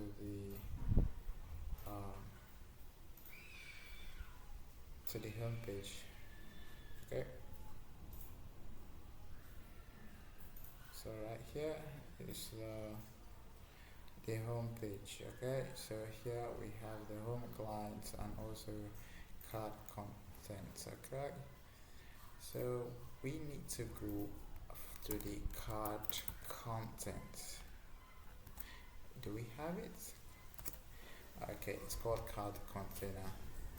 This one right here inside the component, card content. Enlarge it. This one right here. So what we need to do is grab fetch data. Okay.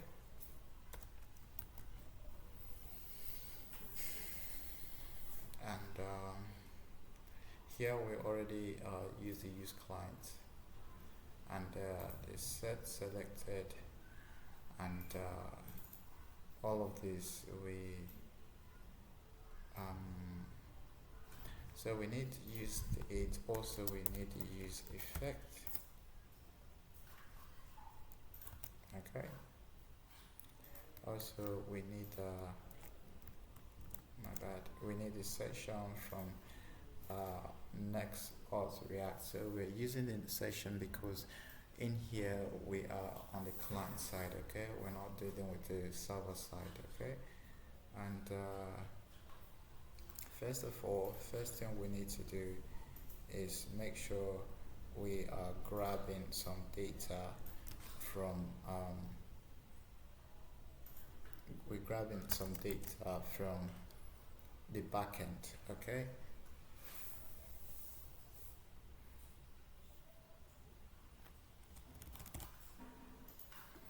so here we are using the fetch screenshot, and here we are accepting a parameter of type category and a self type of string. And also if you are here we are fetching, if there's a category attached to it, then we want to go to API, get a category, and also make sure we search for this category and fetch all the type of category passed, or else get us all the screenshots. If the response is not okay, then throw filter fetch screenshot, else just return the response.json. Okay, so right down here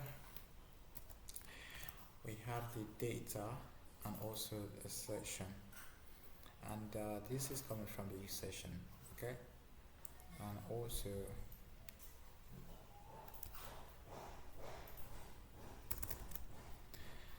here we have let me remove this one because it's of no need. So here we are setting shots as a type of arrays, but I'm just giving it to store the screenshot, also a loading if it is not being loaded actually. So right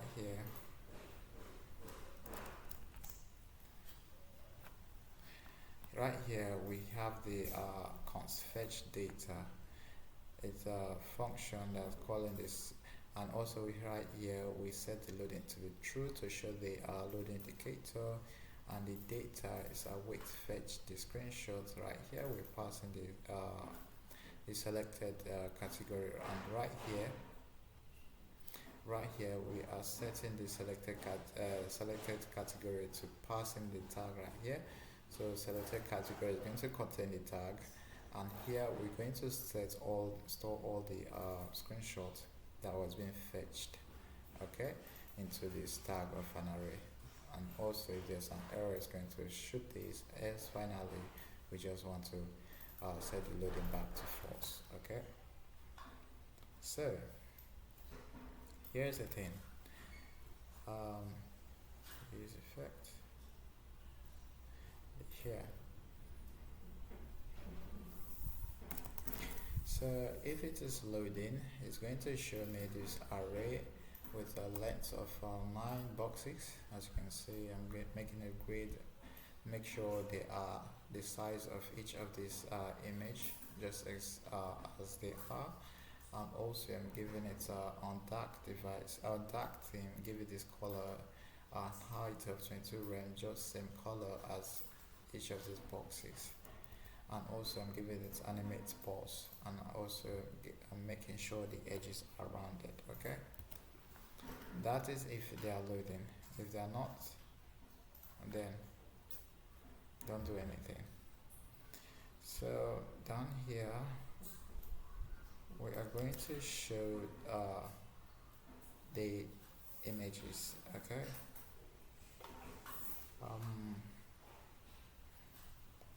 down here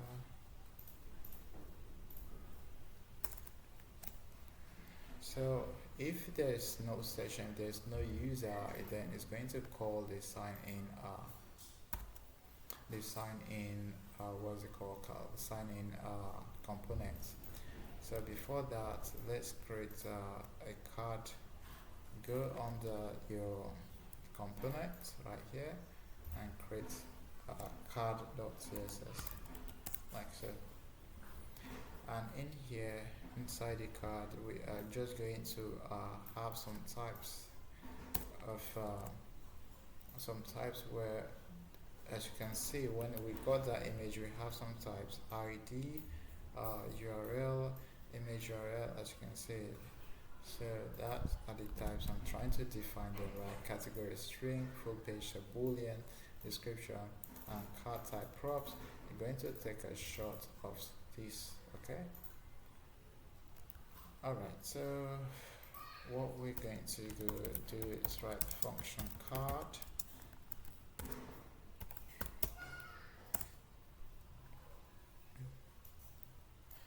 Okay, so here I'm just going to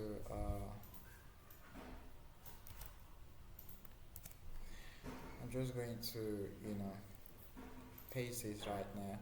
So here we are getting some shots.length. So right now we need to accept some props which are coming from the so here I'll show you guys. So here are the shots and also the load. Okay, so right here we are passing the shots and also a load as props.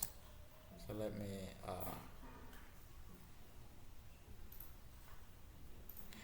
me save this one.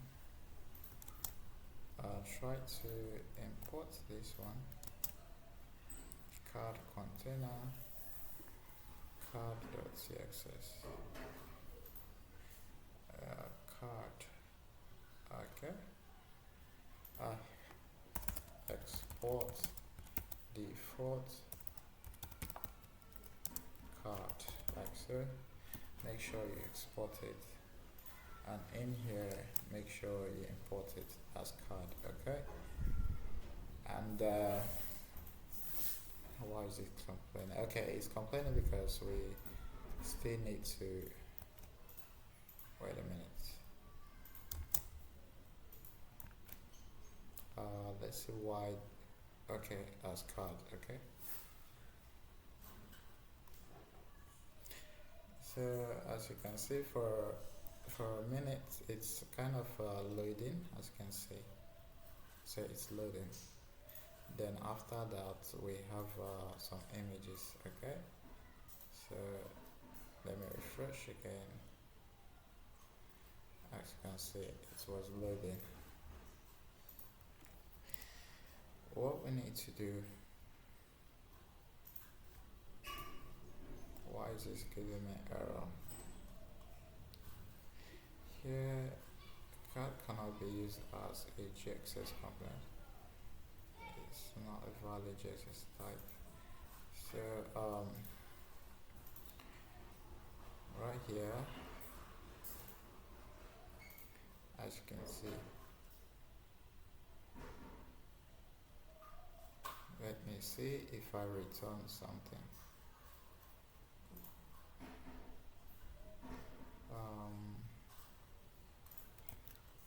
Type card props. Did we destructure here shots? And also, so if the shot length is 0, then we wanted displaying something, but right here actually if it's 0, that means there's no data, so no data found. Else if it is loading, no data found. And also if it is not, that means we have something here. We're just rendering all the content. Okay, so on click on this, it's going to redirect us to a particular tag, and also here it's going to show us the tag image right there. So back to my tag here. That was the only error I saw. So down here, I don't know, let me reload Windows, and let's see if that fixes.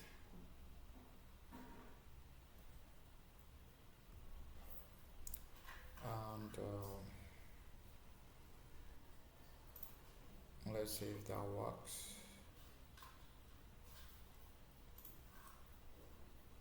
And let me remove this one.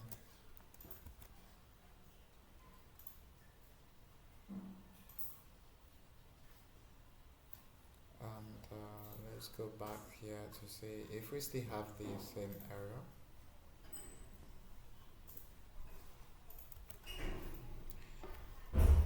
Okay. Well, it seems the error gone.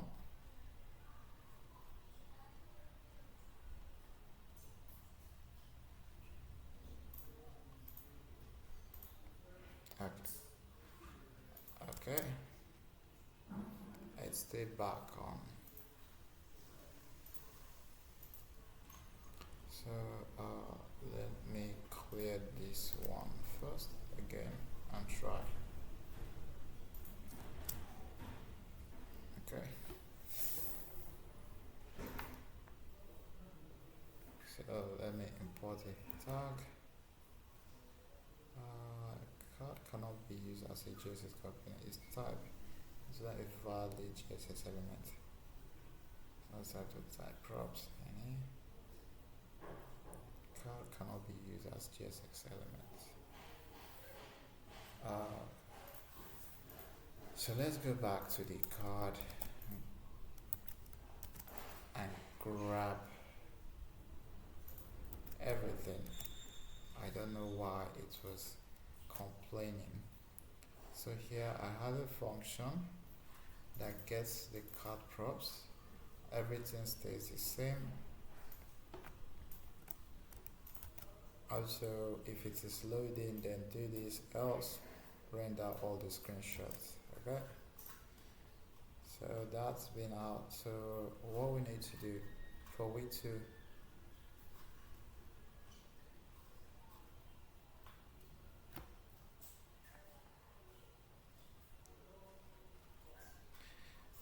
so what we need to do for we to, you know,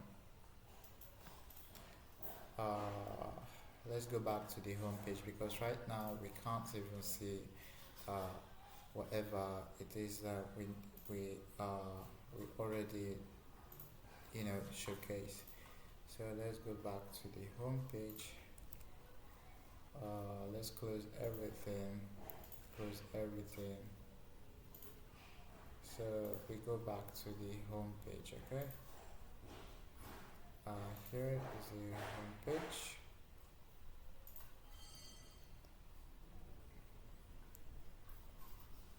So right here we are no longer going to map through this.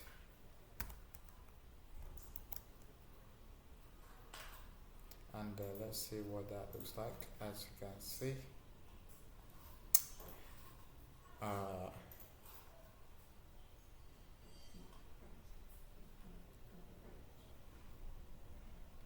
so as you can see, we have nothing right here. So what's going on? So let's go to the card container and to the card container right here. So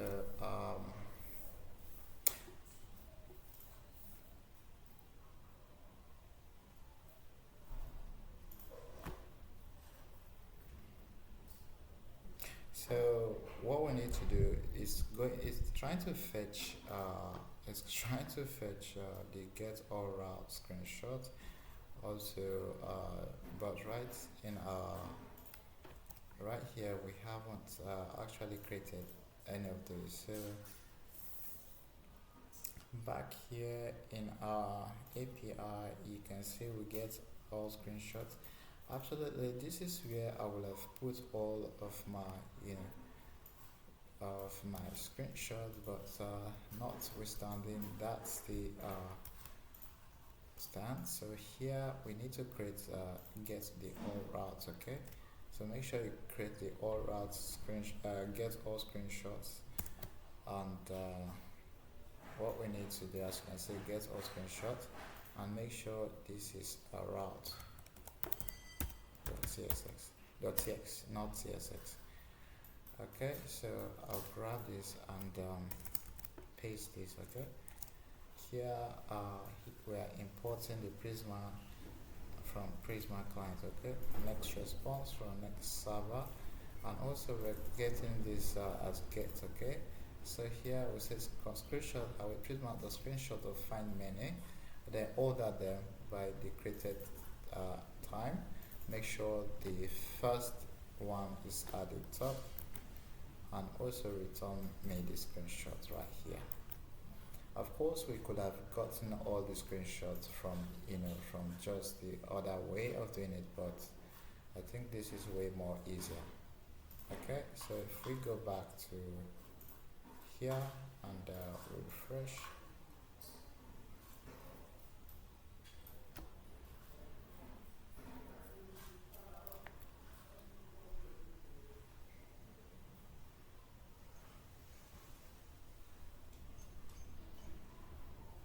um, I think my okay. So let's go and see why that is happening. So we go back to card container, basic function fetch API dot get all screenshots. Is it the same? Get all screenshots, okay. And then here we have in the route right here. Okay. Seems that is good. And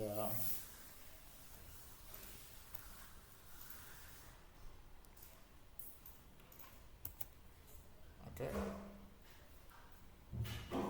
And right now we have all our tags.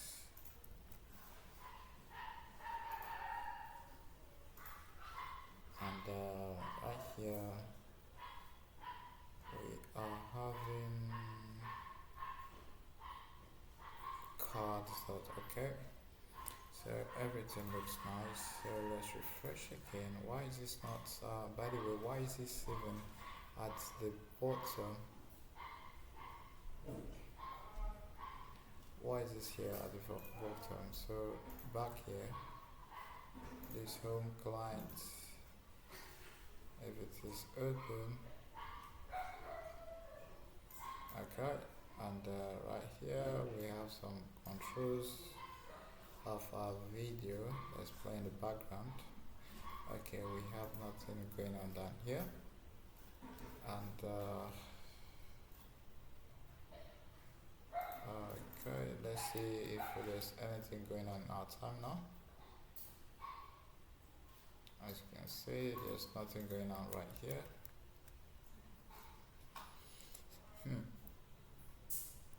Where could this be coming from?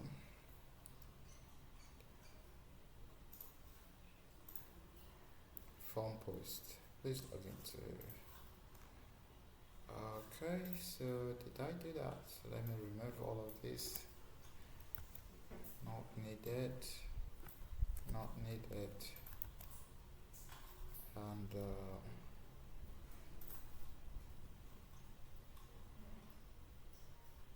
margin top from client.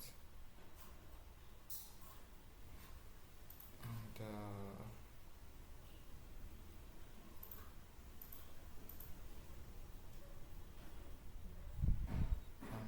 here we have the card container.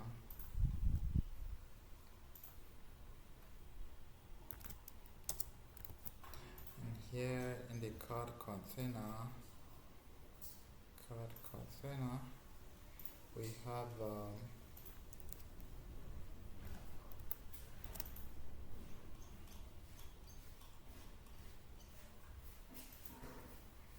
so right here we have the card container. We're just going to, everything stays the same, so we're just I'm trying to debug to see where this error is coming from. So as you can see, we have some screenshots right here. So the error was coming from my card container, so I'm going to show you guys again. And here, let me just comment all of this out. Remove the comment. So we're going to take in a functional screenshot, and we're getting a parameter of optional string. So we might pass in category, and we might not pass in the category. So here we're going to get, if there's a category passed, so it's going to get to the API, get category, and it will use something called the search params. And we're going to get the value stored in this, as you can see, a value is stored in the category. and then here we're going to go to the get all screenshot. If there's no response, going to the else is going to return something. And also right here we are going to store as you can see it's a use client. We can't use the auth here, so that is why we are using use session. And for you to use this use session, make sure your layout is wrapped with this session provider, else it's not going to work. Make sure you wrap it like so. And in here all of these shots is an array, so depending on use effect on first render, anytime the category change it has to rerun this, recalculate the whole stuff. Okay, so here it's a fetch data, calling a function that tries to set loading to be true in the first place, and try get me this call this function and pass in the selected category.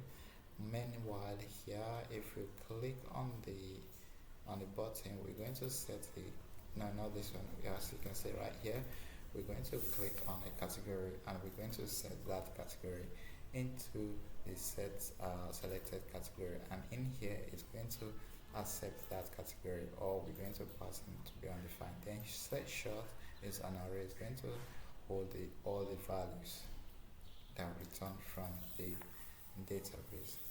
Okay, so here we just fetch the data when the component did mount. Okay, so if it's loading, render this, else you're free to do whatever you want, and just render the whole of this stuff,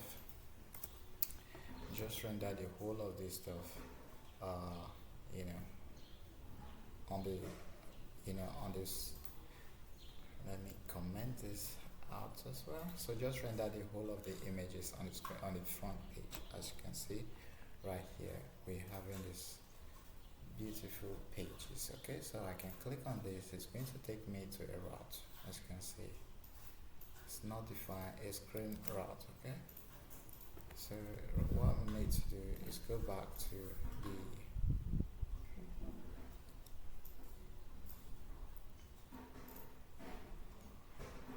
so here inside the app, here we have screen. Okay, so in here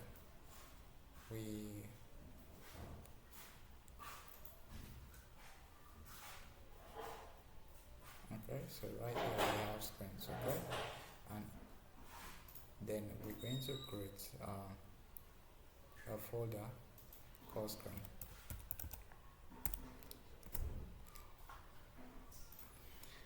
Page.csx.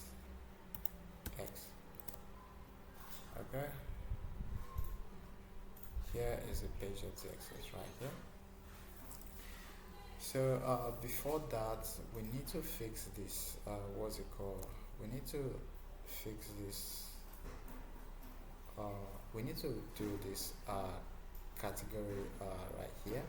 If we passed in the category, so we need to create a route. Okay, and API here get cut, and also we need to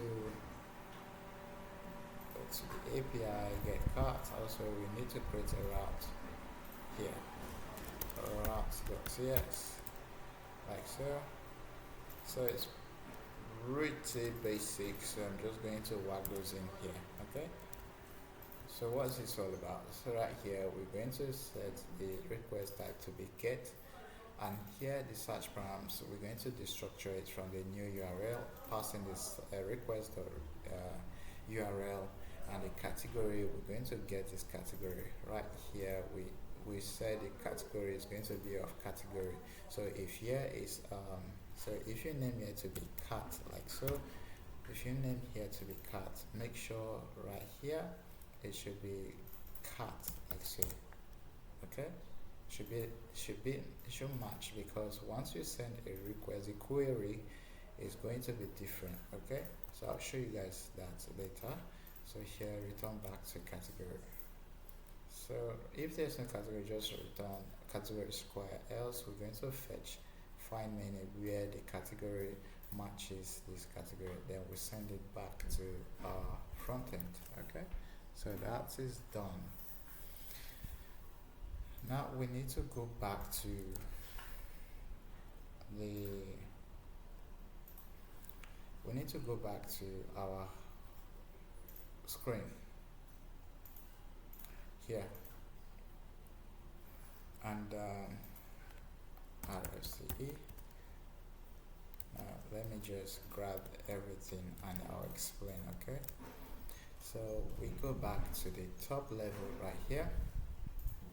Okay, so here we're importing the Prisma client. Here there are some icons.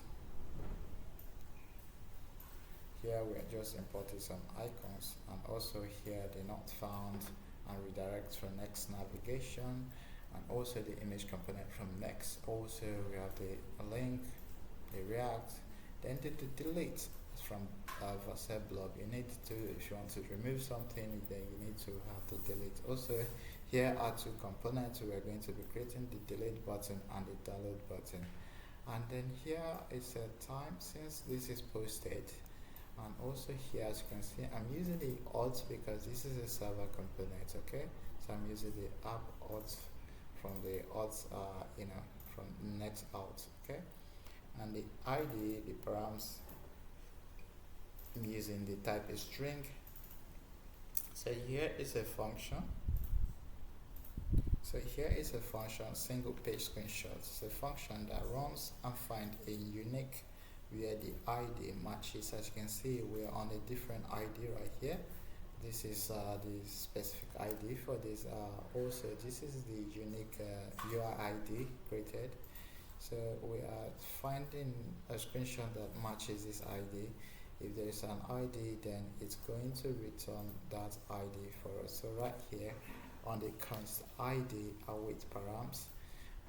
In this recent version of Next, you need to do it this way, okay? Else it won't work. Const user equals to auth.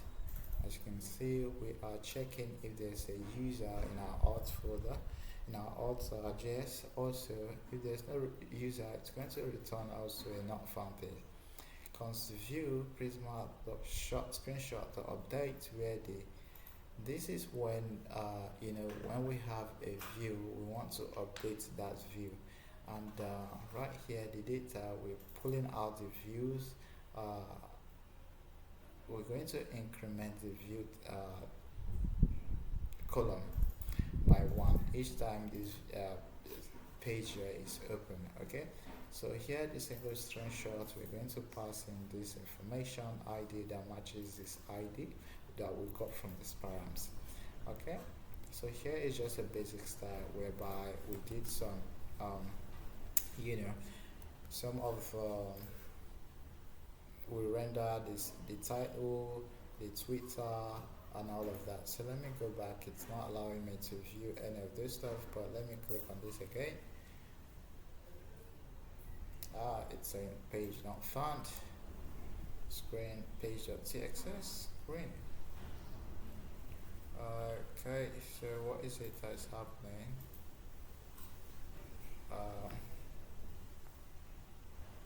It's telling me page not found. Here's going to screen, then up folder name. Let's see if we had our structure up. So here is screen, here is a page, like so. So let me comment these ones out for now, and I believe we need to comment this one out.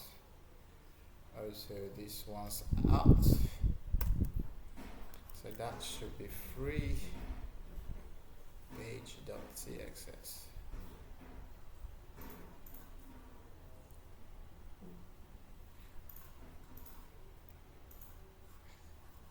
Okay.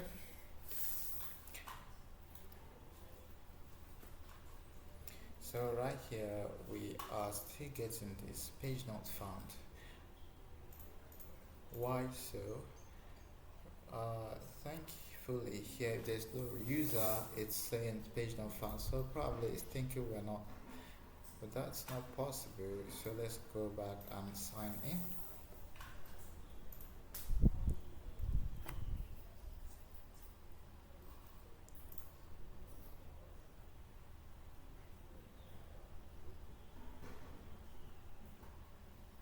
Okay, so we logged in. So if I click on this, still telling me it's page not found. So page not found screen. Oh, my bad. I should have created a folder, name it IDs. This is to capture a dynamic specific ID route, okay? So, why did I see this? So all of these should not be here, rather they should be in here. I kind of, let me bring that back, and they should kind of to be in the ID folder actually, like so. Okay, let's go back. So here we click on it.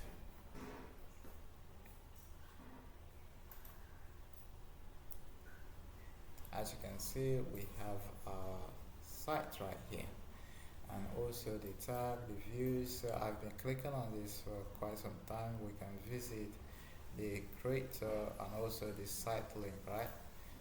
Okay, so we need to work on our delete button, these ones.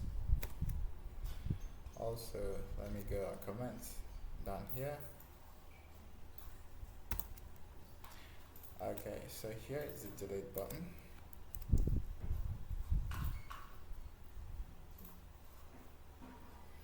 Here is a component, and we need to look for the delete button.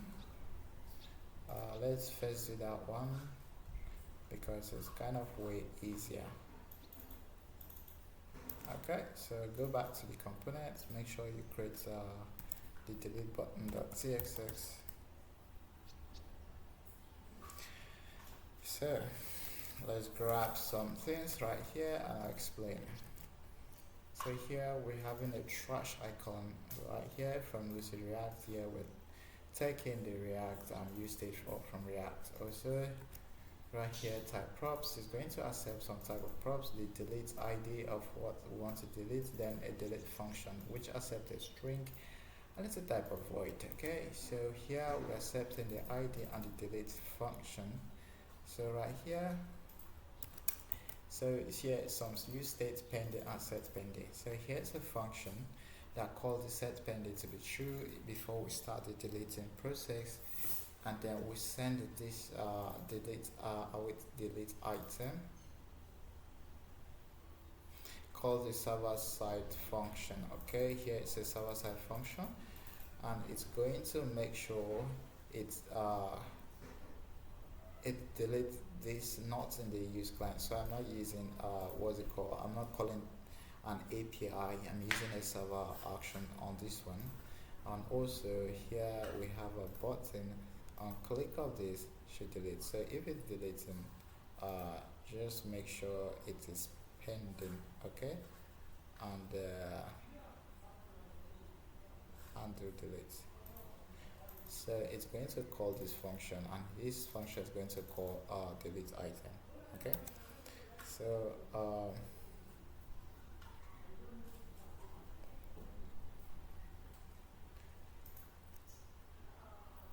so here is a delete item that was being called. So if we come back here, as you can see, it's calling this delete component, whereby we need to import it.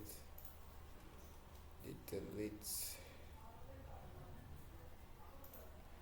So as you can see, the delete button is imported. Also the delete item, we are passing it a delete single screen. Okay, So what we need to do is go back to the here, and here as you can see we have a delete screen, and here we're calling it use server, and here we're making sure the screenshot or delete where the ID result to this, and also after it deletes this from our database we want to also delete it from our Vercel blob. So we pass in the delete, passing this the results we wanted, and also the image URL, okay, and then we redirect us back to the home page. Okay, so that is being done. Let me try to import that again. So make sure you import it from the delete app component, the delete button. So we're going to create the download button as well. So here in our component, make sure you click name, create a new file, download button. Okay. So back here, let's go to the download button. I'm going to grab everything and explain. So right here, we're making it a use client, and also we calling we are getting an icon, which is a download icon. Also it's we're accepting an image, a specific image URL which we are going to download. So first thing first, image download. Here we have the URL of the string we want to download. Okay, we are accepting it as a property which was being passed down. So let me remove this, go back here. So as you can see, we are passing this single image URL, okay, down to this download button, and here we say const image URL equals to this image URL, or give me some .c or some placeholder, okay. Const response await fetch the image URL, const blob await response to blob, convert it to some bit of chunks, and the window.url create object to create some unified object URL, so we can create an object URL for the blob. Then here we create elements, and here is an A tag whereby we have the download stuff, and also we pass in the object URL to here, and here we create a download equals to screenshot. So every other thing we want to download is going to be tagged as screenshot, but we can specify it by passing the image URL like so. So we can specify, as you can see, if I try to download, it's going to say screenshot or JPEG. Okay, so if I click on, I don't know if it's save, let's go back and try to I'll show you what so let me just comment this time ago. So if I try to download this, it's going to say screenshot that as you can see, screenshot.jpg. And what if we want something different? Okay, so like the image what's it called, like the image URL. So here we can do this as well, just so we get some dynamic name attached to this. So if we do like this, as you can see, it's going to give us some URL, as you can see. So this is the URL of the image. Okay, so it's 30 kilobytes. So you can leave it like this, or you can still send the what's it called, what is it, so down here the download button, you can still send like the title. So right here is going to be like a single page dot title. So subtitle or title, you can do this as well. So in here you accept it as you accept this title in here like so as string. Okay, so in here this title you can do like so, make so in here you can pass in this right here uh, is type string. It's not same to type string, so you can make sure you do like so. And if you want to download it, it's going to use undefined. Okay, so probably my site. This my site. Oh, I didn't save it actually.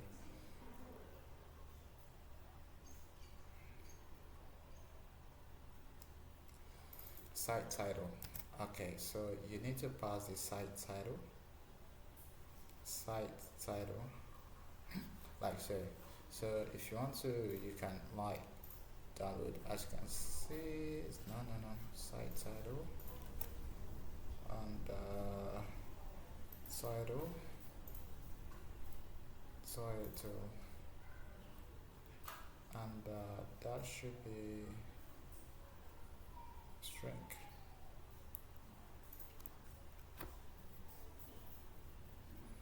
Okay, and single page of site title. Uh, Single page of site title. Visit and so let's go back and click on this one and try to download this. It's still undefined.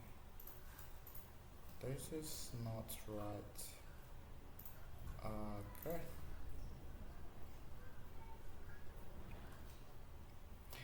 Okay, so you get the point. That is how you can, make a page of site title.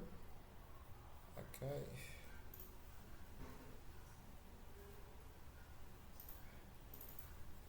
Okay.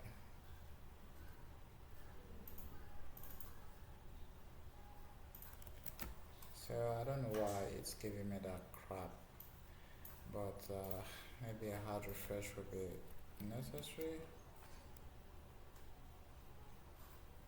Okay, so right here you can grab. Let me cancel the log, the title. Okay, so let's inspect it. Console.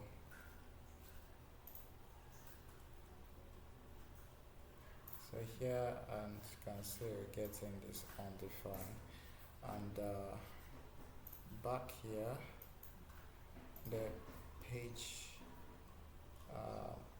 So right here we are getting the screens. Okay. So let's just console log a single page. So right here it's going to say single page. So right here we have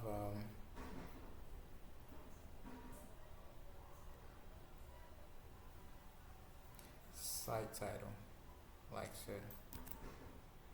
Site title. Okay, so I wonder why it's not doing that as well. So here single page of site title.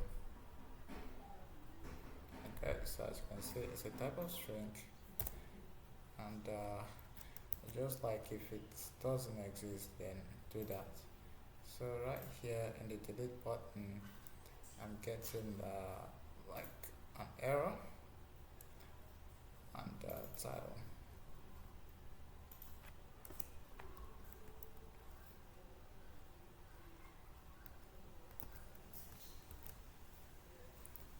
Um,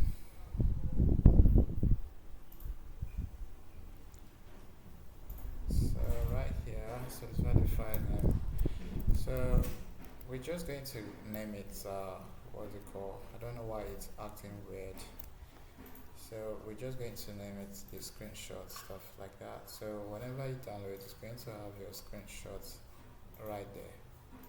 Okay, so that is it for this tutorial. So we can go back to the home page, Sidebrook. I think my VM run def, like so, and right here you can refresh.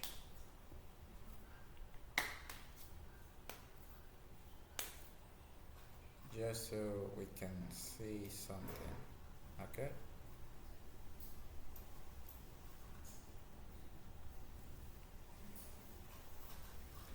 so as you can see, we have something up here. So as you can see, it's going to show all our screenshots. Also, if I click on JavaScript, if there's a data, it's going to respond telling me, as you can see, we have one. And if we click on it to open it, you're going to notice the tag right there is JavaScript. Okay,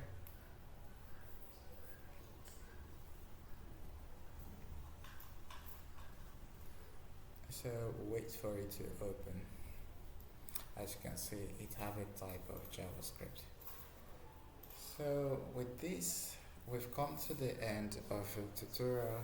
So make sure you leave a like and you subscribe to the channel if you haven't, and I will see you guys at the next video. Okay.